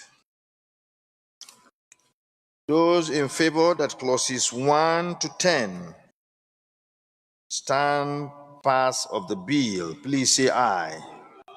Those against, say nay. Ayes have it. Those in favor that clauses 11 to 20 stand part of the bill, please say aye. Those against, say nay. The ayes have it. Those in favor that clauses 21 to 30 stand part of the bill, please say aye. Those against, say nay. The ayes have it. Those in favor that clauses 31 to 40 stand part of the bill. Those in favor, please say aye, and those against, say nay. Those in favor, the ayes have it. Those in favor that clauses 41 to 50 stand part of the bill, please say aye. Those against, say nay. The ayes have it. Those in favor that clause 51 to 60 stand part of the bill, please say aye. Those against, say nay. The ayes have it. Those in favor that clauses 61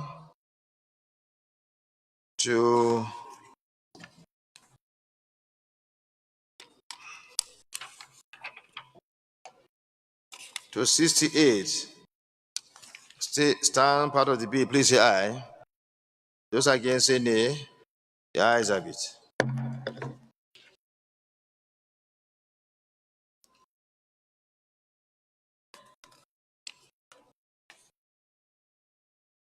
Those in favor that the short title, that the interpretation, clause 68, on page 87, stand part of the bill, please say aye.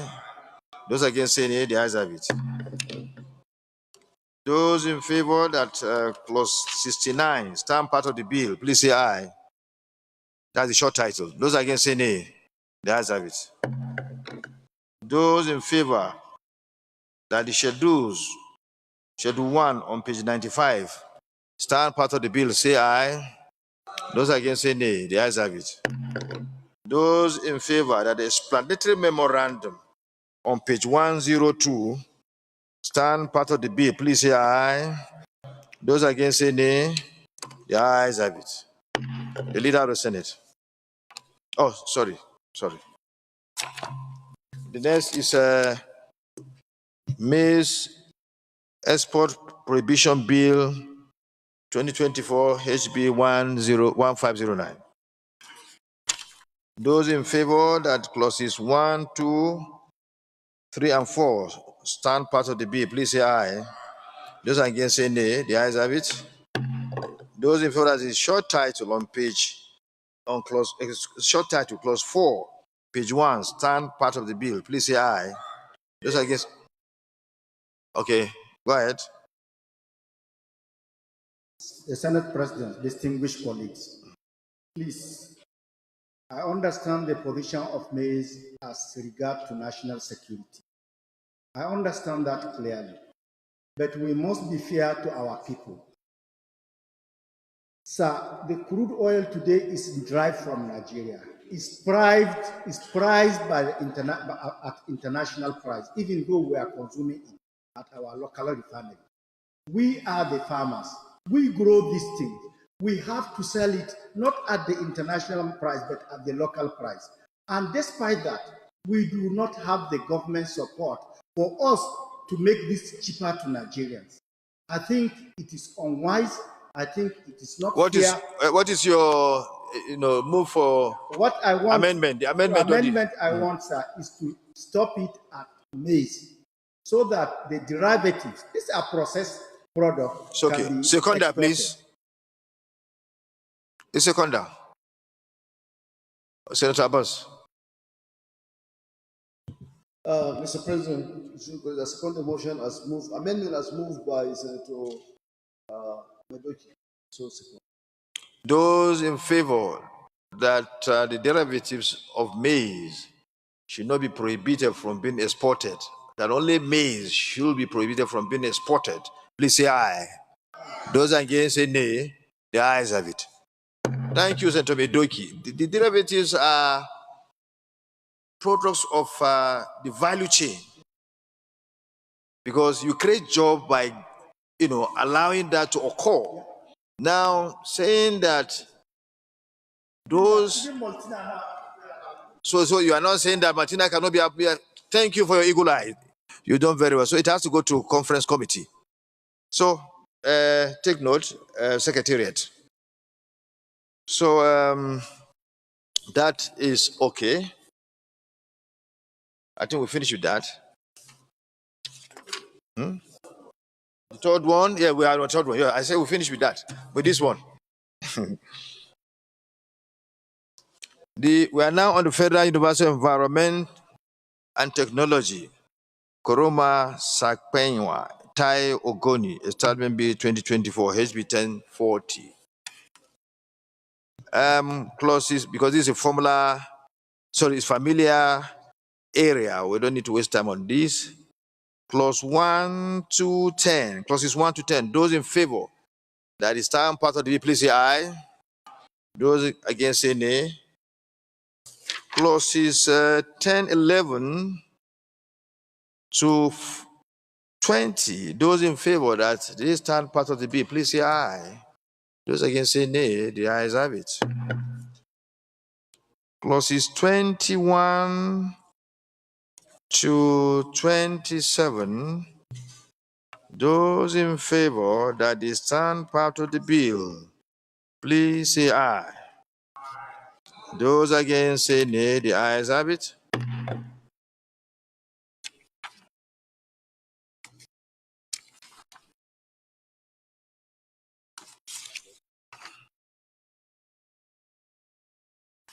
Those in favor that the interpretation, clause 27,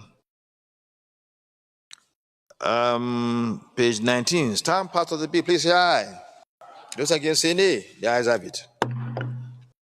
The short title, clause 28 on page 20, those that are in agreement that that should stand part of the bill, please say aye. Those against say nay. The ayes have it. Schedules 1 to 3, page 21 to 27. Those in agreement that the issues stand part of the bill, please say aye. Those against say nay. The ayes have it. The explanatory memorandum, page 37. Those in agreement that that stands part of the bill, please say aye. Those against say nay. The ayes have it. Leader of Senate.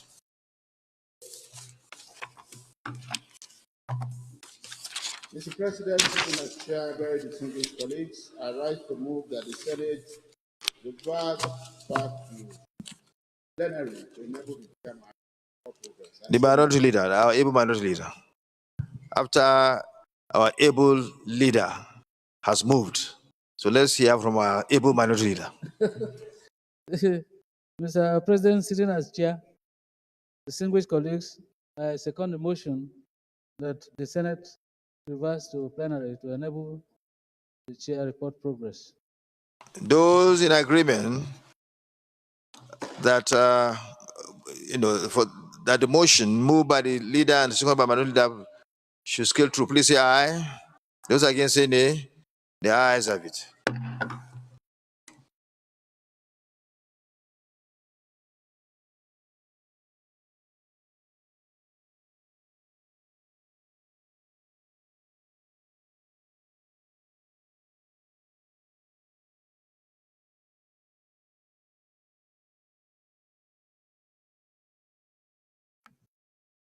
Report. The Senate in the Committee of the Whole consider the report, consider the Nigerian Port Economic Regulatory Agency Bill 2024 and approve as follows. Non-title as recommended. Number of clauses, clause 1 to 67 as recommended. Interpretation, clause 68 as recommended. Short title, clause 69 as recommended. Schedule 1 as recommended. Explanatory memorandum as recommended. Is this a true reflection of what transpired in the Committee of the Whole in respect to this report? Thank you.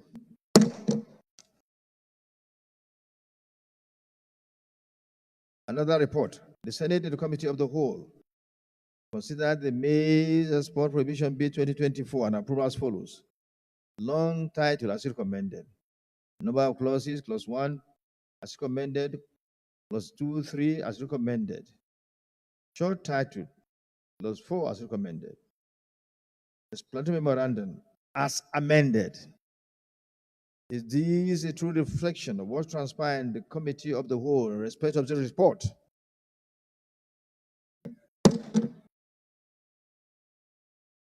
Report, again, another report, last but not the least. The Senate and the Committee of the Whole consider the Federal University of Environment and Technology, Koroma, Sakpenwa, Tai Ogoni Establishment Bill 2024 and approve as follows. Non-title as recommended. Number of clauses 1 to 26 are recommended. Interpretation, clause 27 as recommended. Short title, clause 20 as recommended. Explanatory memorandum as recommended. This is true reflection of what transpired in the Committee of the Whole in respect of this report. I know in PG, that's why I say yeah, because from your area, from the central zone. Congratulations. Well done. So, the leader of Senate.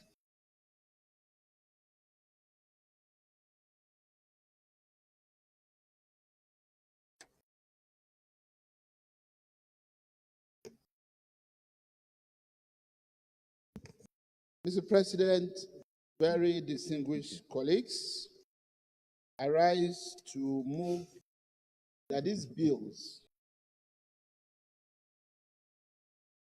jointly and severally be now read for the third time. I so move. Mr. President, distinguished colleagues, I second the motion that the three bills from the House of Representatives of concurrence be severally read for the third time. I so Those in favor of the motion, please say aye. Those against say nay. The ayes have it. The clerk of the Senate. Mr. President, distinguished senators, a bill for an act to repeal the Nigeria Shippers Council Act, Cap N 133, laws of the Federation of Nigeria 2004, and enact the Nigeria Port Economic Regulatory Agency Act to provide for economic regulation of port services and for related matters 2024, SB 1038, third reading.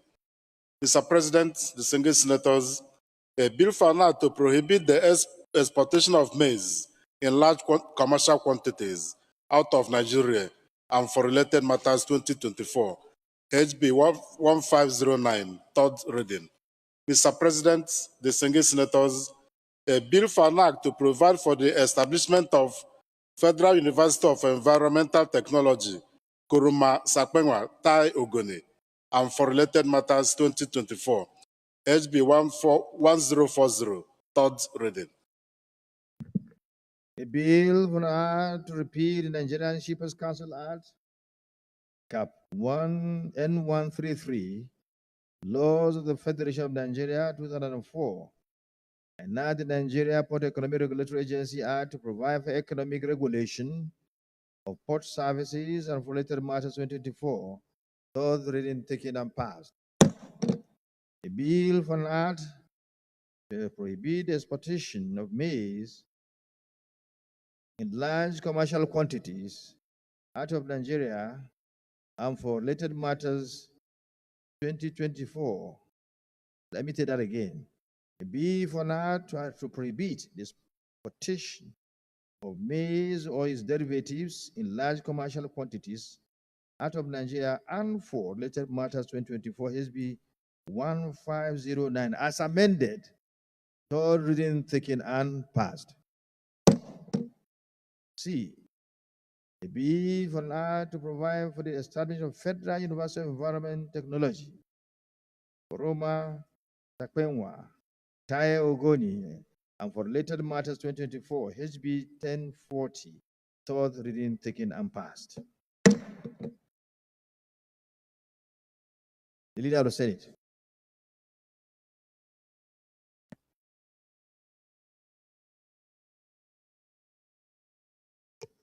Thank you, Mr. President, and very distinguished colleagues. The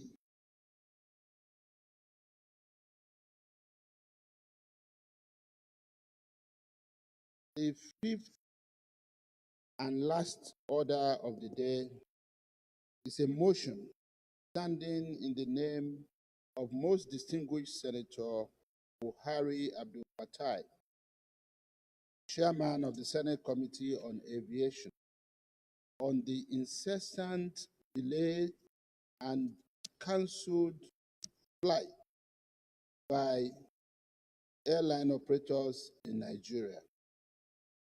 Mr. President, you may wish to invite most distinguished Senator Buhari Abdul Fattah to move the motion. Senator Buhari Abdul Fattah, the Buhari of the Senate. You have the floor. Thank you, Mr. President. Buhari Abdul Fattah, or not.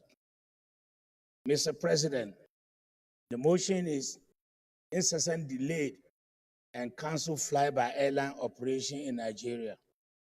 Mr. President, the Senate note from series of reportage from both the print and electronic media, as well as the social media in the country, the incessant delay and cancellation of flight by airline operator in Nigeria, which ceaselessly seem to be increased in recent time.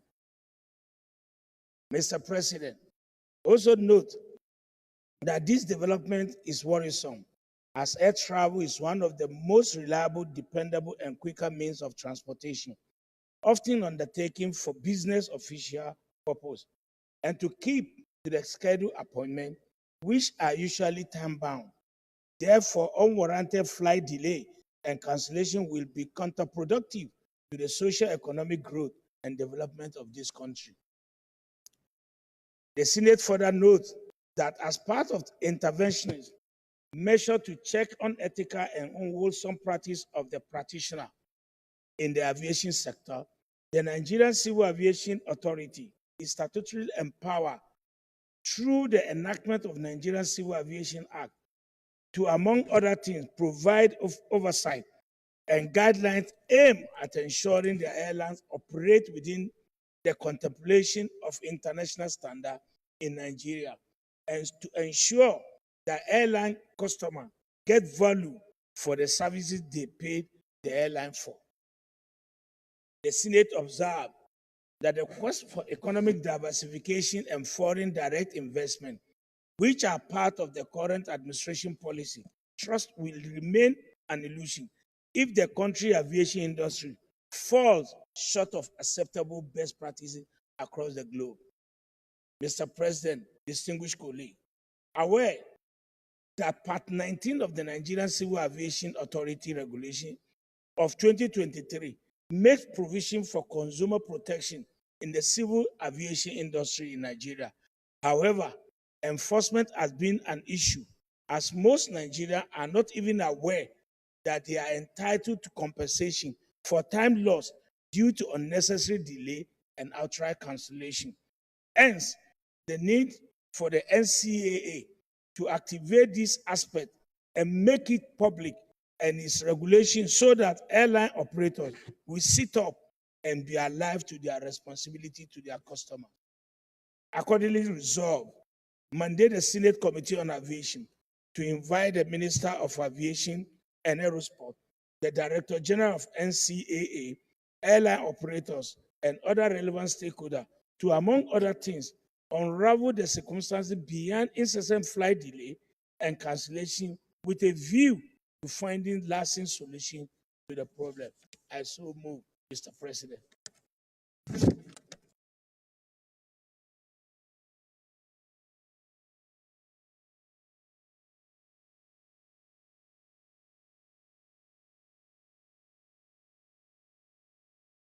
Okay, sorry, who is doing? You are the Senior in terms of what? Age. Ah. Ranking in terms of coming. no. You are all members of leadership. I have to take the first. Who is? I'm senior to him in terms of leadership. Leader. Okay, Chief, you have the floor. Then minority leader. I'm sorry. In terms of ranking, I'm more ranked than you. I came to National Assembly in 1992. No, he's protected. The minority leader is protected. Okay. You have been given the chance, but allow him. Thank you, Mr. President, distinguished senators. My name is Mohamed Tahir Monguno. I represent Borno North Senatorial District. This motion is apt and germane, especially having regard to what is happening in our aviation industry. Because delayed flights and cancellation of flights have become a recurring decimal in the aviation industry, for which, as a responsible and responsive parliament to the yearnings and aspirations of our people, we must put heads together and invoke the necessary legislations and pass the necessary resolutions with a view to nipping in the bud this ugly scenario of flight cancellations and delayed flights. The motion has already captured the consequences of those. People has a lot of untold hardship, brought untold hardship to travelers who have an appointment, most of them business appointments that are time bound. As a result of that cancellation or delay, they will miss out in their business appointment, thereby bringing untold economic hardship to their businesses and what have you. And then, Mr. President, distinguished senators, apart from that, the insistent delays and flight cancellations, there is no remedy. They don't give any remedy. They don't bring any succor to the people that are affected. as enshrined in the necessary international treaties and conventions regulating such acts. You are supposed to be taken to a hotel. You are supposed to be provided with a meal. All those things are thrown and are not obeyed. They are rather obeyed in breach, but not in observance.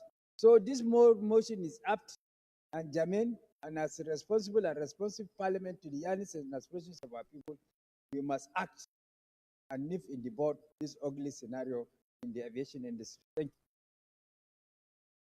Minority leader, I was just referring to which office higher between minority leader and chief whip. I'm not talking about ranking. So I've been informed by the chief emeritus and the senate leader that chief whip is higher. So you have the floor. Well, I don't want to allow this argument to derail my contribution. Otherwise, he's a one-term senator, and you should know that. Mr. President, distinguished colleagues, quite frankly, I wanted to second this motion to underscore the seriousness with which I see this motion brought by the only Buhari in the Senate. Mr. President, let me share this single experience. That on a particular day, I was at the airport traveling to Akure, and I saw some of my colleagues and other travelers who had come to the airport the previous day by 2 o'clock.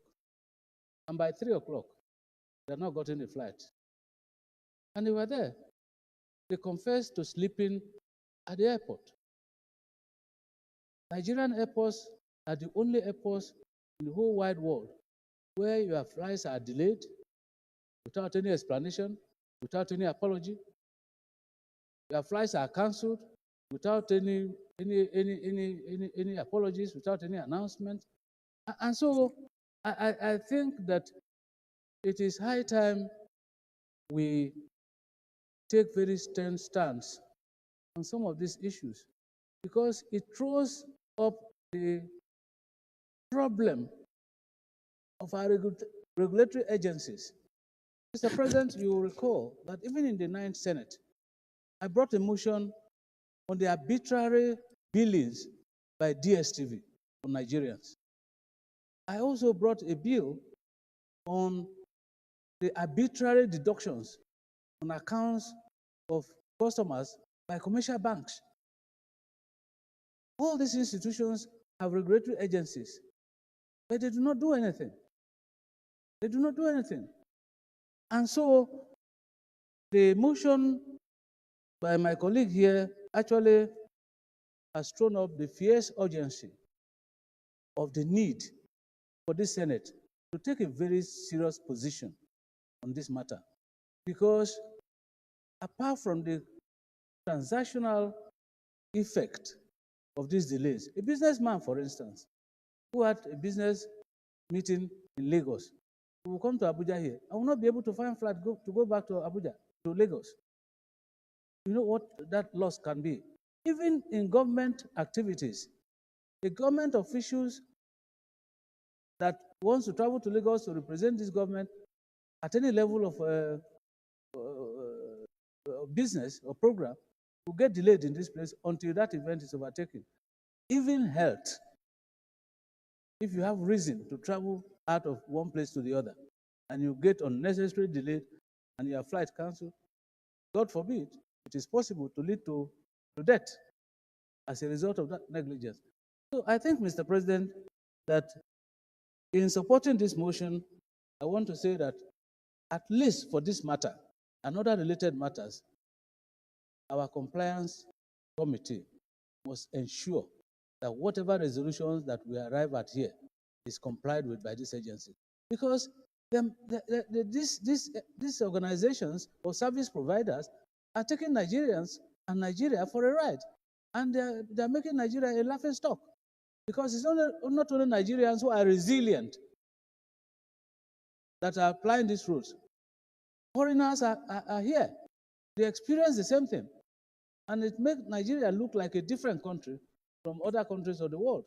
And so, Mr. President, I completely support this motion. And I urge my colleagues to support the motion and ensure that whatever resolutions the Senate arrives at here are complied with. Thank you very much, Mr. President. We'll yield the floor to Chief Emeritus for 2 minutes because the time is about to, it's not fair. I mean, Thank you, Mr. It's not in President. our favor. Then, of course, we have Senator Victor Ume and Mpigi.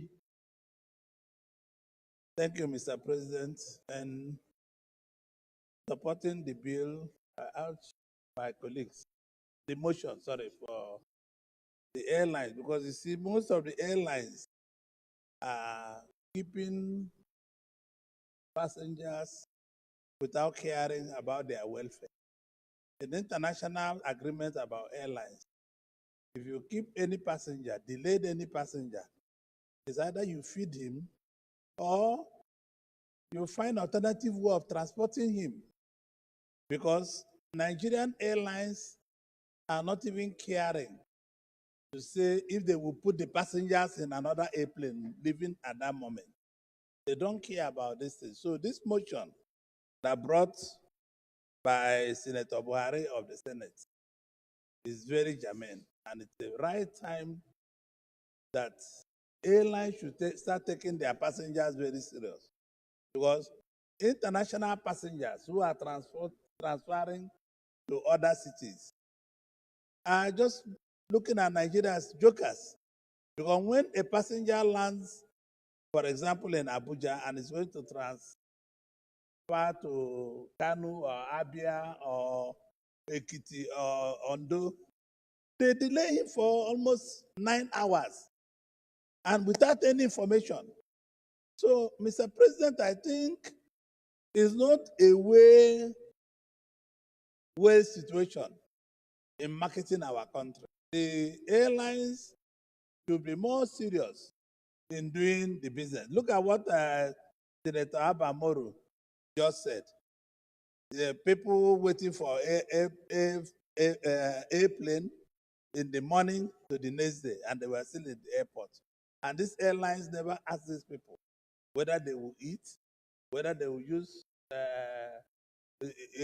sleep, and all the rest of them. So it behoves even you, Fatai Buhari, as chairman of aviation, you don't even need the leave of Senate to do this thing you are bringing here. It's too late. You could have dealt with this matter before coming back to the Senate, because you are a chairman of the Senate Committee on Aviation. You don't need to bring this motion here. This is an issue you practically could have dealt with before coming to Mr. President or coming to the Senate, because these matters are serious and we are taking them lightly. Thank you for your observation. But it's painful. Let me tell you one thing. No, one more minute. Let me round up. Yes, I'll round up. You take over. I want to interject. I want to interject. The microphone is yours. Wait, I'm no, coming. 1 minute you take over your microphone. Okay, Mr. President, I bow to you. Thank you very much. What I'm trying to say is that you made a good observation. And unfortunately, we wouldn't have gotten into this situation if it allowed Sloke Airline to remain. You used to have Sloke Airline. But you dissolved it. Yes. If you allow Sloke How Airline can to you remain, say this when I brought and you are government?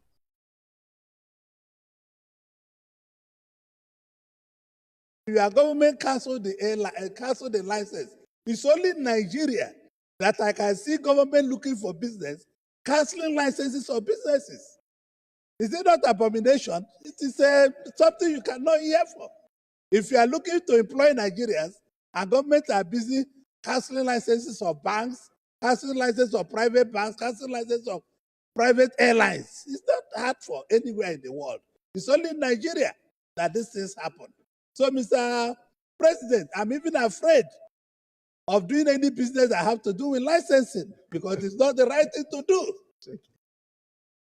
well, Chief of the Federation, wait. You see, the government of the day is investment friendly. So please bring back Sloke Airline. Bring back, and I'm sure the president is hearing you, he's seeing you, he's seeing this debate. Okay, I'm going to bring back Sloke Air. Bring it back. I'm Thank going you. to bring back slug. Thank you Thank very you very much. Thank you. Thank you. Senator Victor Ume. He has already recognized us. Thank you, Mr. President.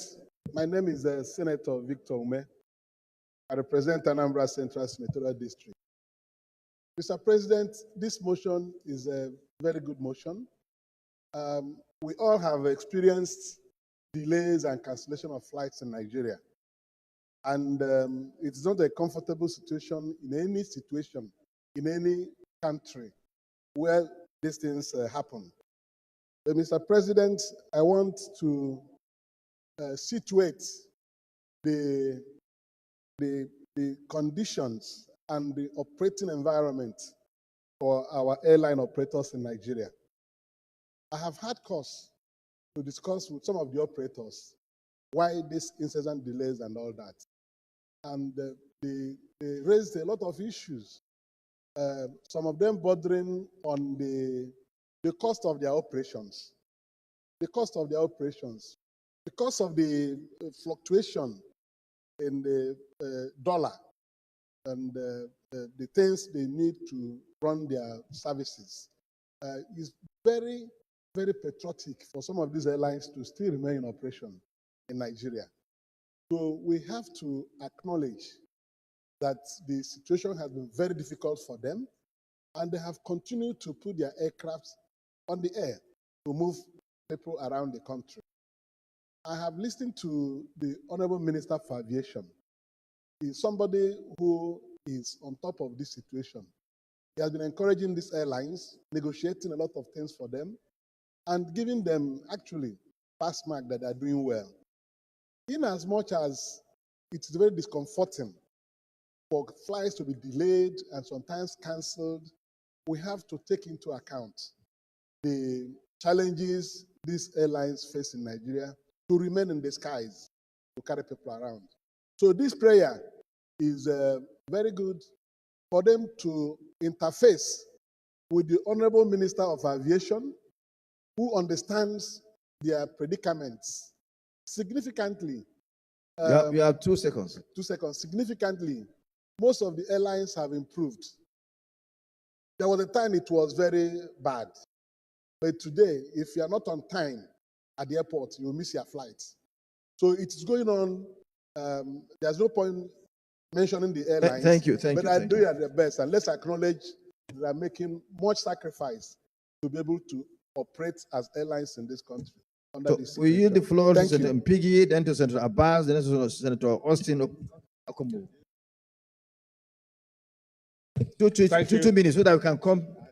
Thank you, Mr. President. Distinguished colleagues, Mpigi Baranada, I represent the people of Rivers Southeast. Mr. President, I want to thank the mover of this motion, but on two hands. One is going to argue, and the other one is to also support. In as much as we support the mover of this motion, Mr. President, the passengers' right and safety is something that is of considerable nature. We also have to look at the economic importance of why if flights are being canceled. The other one that we have to also think about is the regulatory system, which sometimes affects what is happening, and the infrastructures. Now, on the other side, Mr. President, the issue of weather is natural. So most of these airlines, they try to play safety. Most of our flight cancellations and delay are due to weather. What happens again in terms of our infrastructures? Most of the airports don't have necessary infrastructure. Is it the airline? Is it on Nigeria alone? So we have to look at the global practice. What happened in this area? For instance, in America of recent, they've agreed. Despite the weather, there must be reasonable time given to passengers about cancellation. So if we look at all those ones, Mr. President, I think we can harness with the committee and try to do a reasonable work, both for the airline and for the passengers. Thank you, Mr. President. Thank you very much, Senator Abbas, then Senator Austin. Mr. President, distinguished colleagues, my name is Amin Abbas, Adama Central. Mr. President, I want to support this motion and also contribute my own in addition to what other senators contributed, Mr. President. Now, I want to disagree with the last speaker on this, because it is only in Nigeria, Mr. President, that you miss your flight, you pay no show. You open your ticket, you pay money for not coming. But you be at the airport, they'll cancel your flight. Nobody will pay you for anything. So Nigeria are being extorted, penalized for doing nothing. Last 2 weeks, I was traveling to Lagos. I was in this chamber, they sent me text that the flight was shifted from 4 o'clock, 10 o'clock. So I went home. By 7 o'clock, they sent me a message that my flight, not the airline now. Somebody at the airport said they have canceled that flight and they will not announce it. So if you want to go, you come and go with 8 o'clock flight. So I have to leave my house, rush. I went to the airport. I now presented my ticket for 10 o'clock. They said they'll only use that ticket and they have to change it from business to economy. So I have to fly economy if I want to go. Meanwhile, there's the empty seat on business. So they penalized me for doing nothing. I paid for business, but I have to fly economy. And they didn't announce cancellation of that flight. And I know about 2-3 senators missed their flight because they went, no announcement. And if they don't use that ticket, they have to pay money again. So Nigerians are suffering for that. And I think the first thing we'll do is to ensure that there's penalty for canceling flight, because you pay money if you didn't show. So why would they cancel flight unnecessarily and without paying anybody? The first thing we recommend is we have to add it that airlines must pay Nigerians. If not, there will be no seriousness on their part. I so submit. Senator Austin Okobondo. Thank you, Mr. President. I remain Austin Okobondo, Abia Central Senatorial District. Your Excellency, please, I support this motion ably moved by my chairman, Senator Buhari Abdul Fatai. This motion speaks to the ethical standards of the airlines, because they are talking about the attitude of the airlines to customers. On the flip side, there is need also to look at the challenges like some of the senators have said. And looking at the prayer and the number of agencies invited to meet with the committee, I think this will provide a solid platform to engage with the agencies as to what the challenges of the airlines are, and also use the opportunity to insist that customers must be properly treated, because customers' rights and protection must be enforced. So this avenue will definitely provide an opportunity to engage with them and know actually what the problems are. So we're talking about striking a balance between the services of the airlines and also the challenges they face vis-a-vis how the customers are treated. Thank you, Your Excellency, for the opportunity given. Thank you, Senator Austin. I think I should, Senator Yunus, then Senator Osita, and then the last was only Senator Adam Oshimole. But we have just 6 minutes to go. 1 minute. So one minute, please. Thank you, Mr. President. My name remains Yunus Akitunde, Oyo Central. I stand to contribute and support the motion as presented to us by the Chairman, Senate Committee on Aviation. It's true that we know that there are problems with most of the airlines, but I wish to object to the submission of the minority leader that it's only in Nigeria that they delay flights. It's not only in Nigeria. There could be combination of factors for airlines to delay their flight, and that doesn't happen only in Nigeria. Only that I want to emphasize the point raised by Senator Aminu. The law is very much one-sided. If for whatever reason they delay your flight or they cancel your flight, you have no penalty to pay. But if for whatever reason you are late by a minute or you have to reopen your ticket, you pay multiple times to make use of that ticket.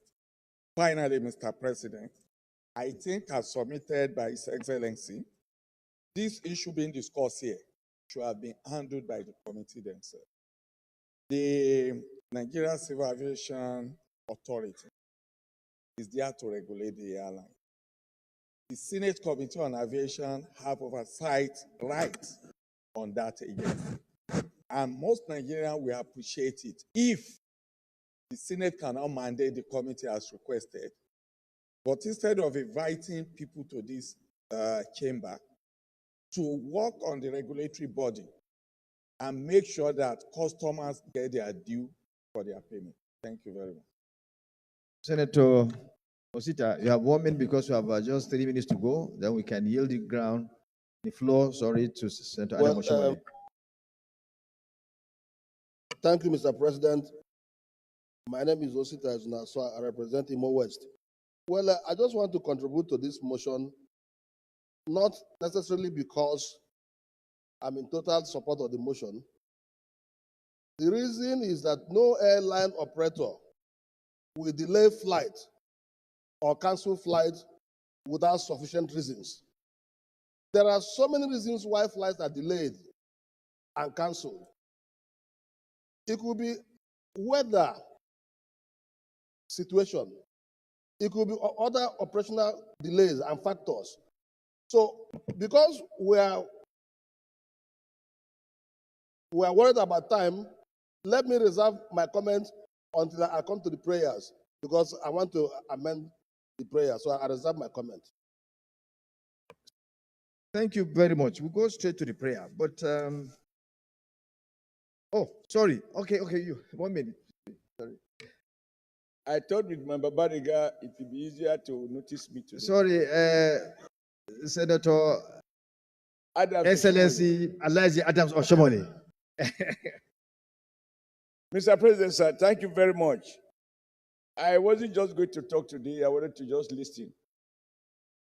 But listening to all the contributors, I think there's one thing that most of us are guilty of. If some things are not going well, we proceed to generalize in a very sweepy manner. 2, 3, 4 Nigerians will commit crime, and we say Nigerians are like that. Mr. President, with your permission, I think it is worth noting on record that all the airlines are not guilty of this offense. For example, I'm very proud of Ibom Air. They keep to time, they board on time, and they depart on time. So if you have, I will list the one that I know. I'm not going to speculate. Sorry, you have 1 second, sir. I have limited time. Now you are diverting my attention. So when we commend airline like Ibom Air, then it strengthens our position to condemn those who have no respect and regard for passengers. So I wanted to record that the Senate notes with satisfaction that this is not a general disease.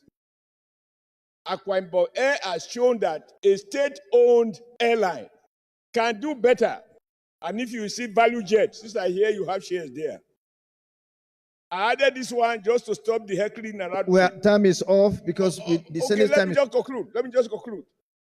I think that in meeting with these airliners, what I've heard is that this idea we must raise revenue. For every 100 naira you pay, almost a third of that go to various the Senate does not agencies. have time. The entire Senate has only 3 minutes to adjourn.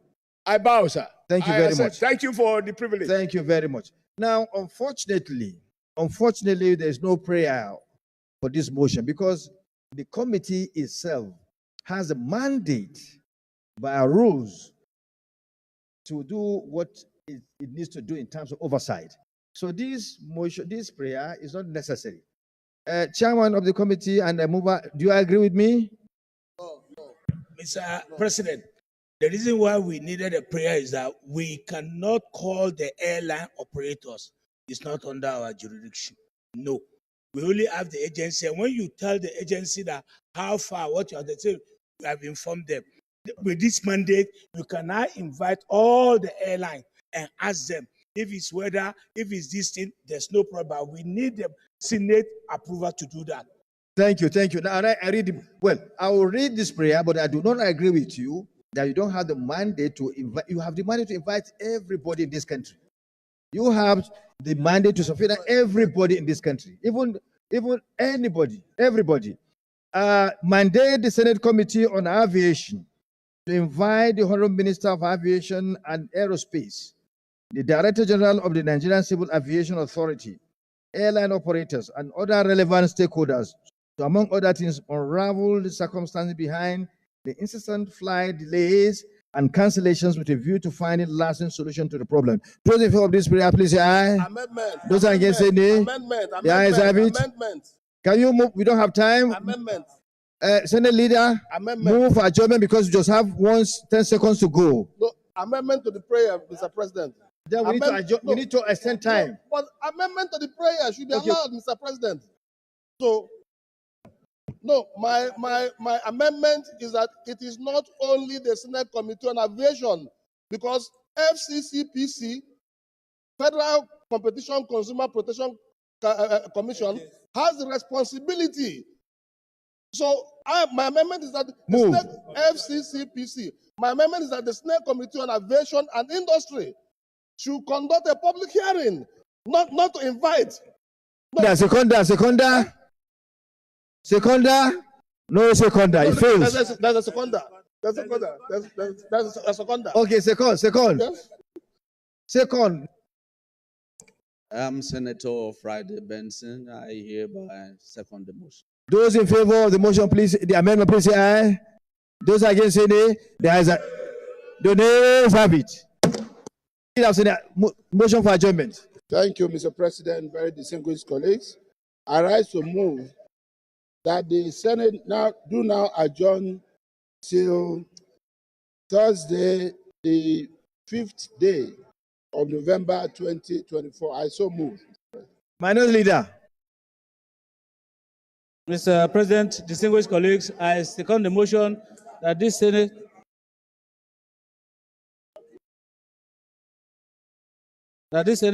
stands adjourned till the next legislative day. I so second.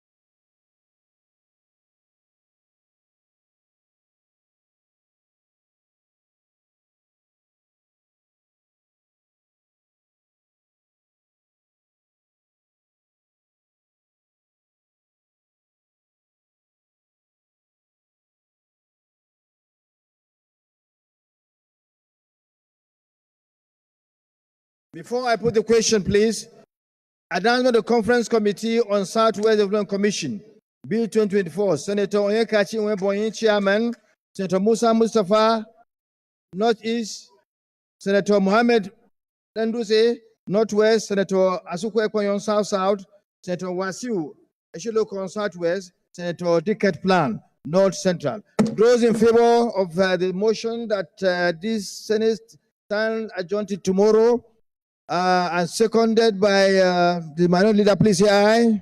Those against say nay. The ayes have it. The Senate is therefore stands adjourned till tomorrow, 5th day of December 2024.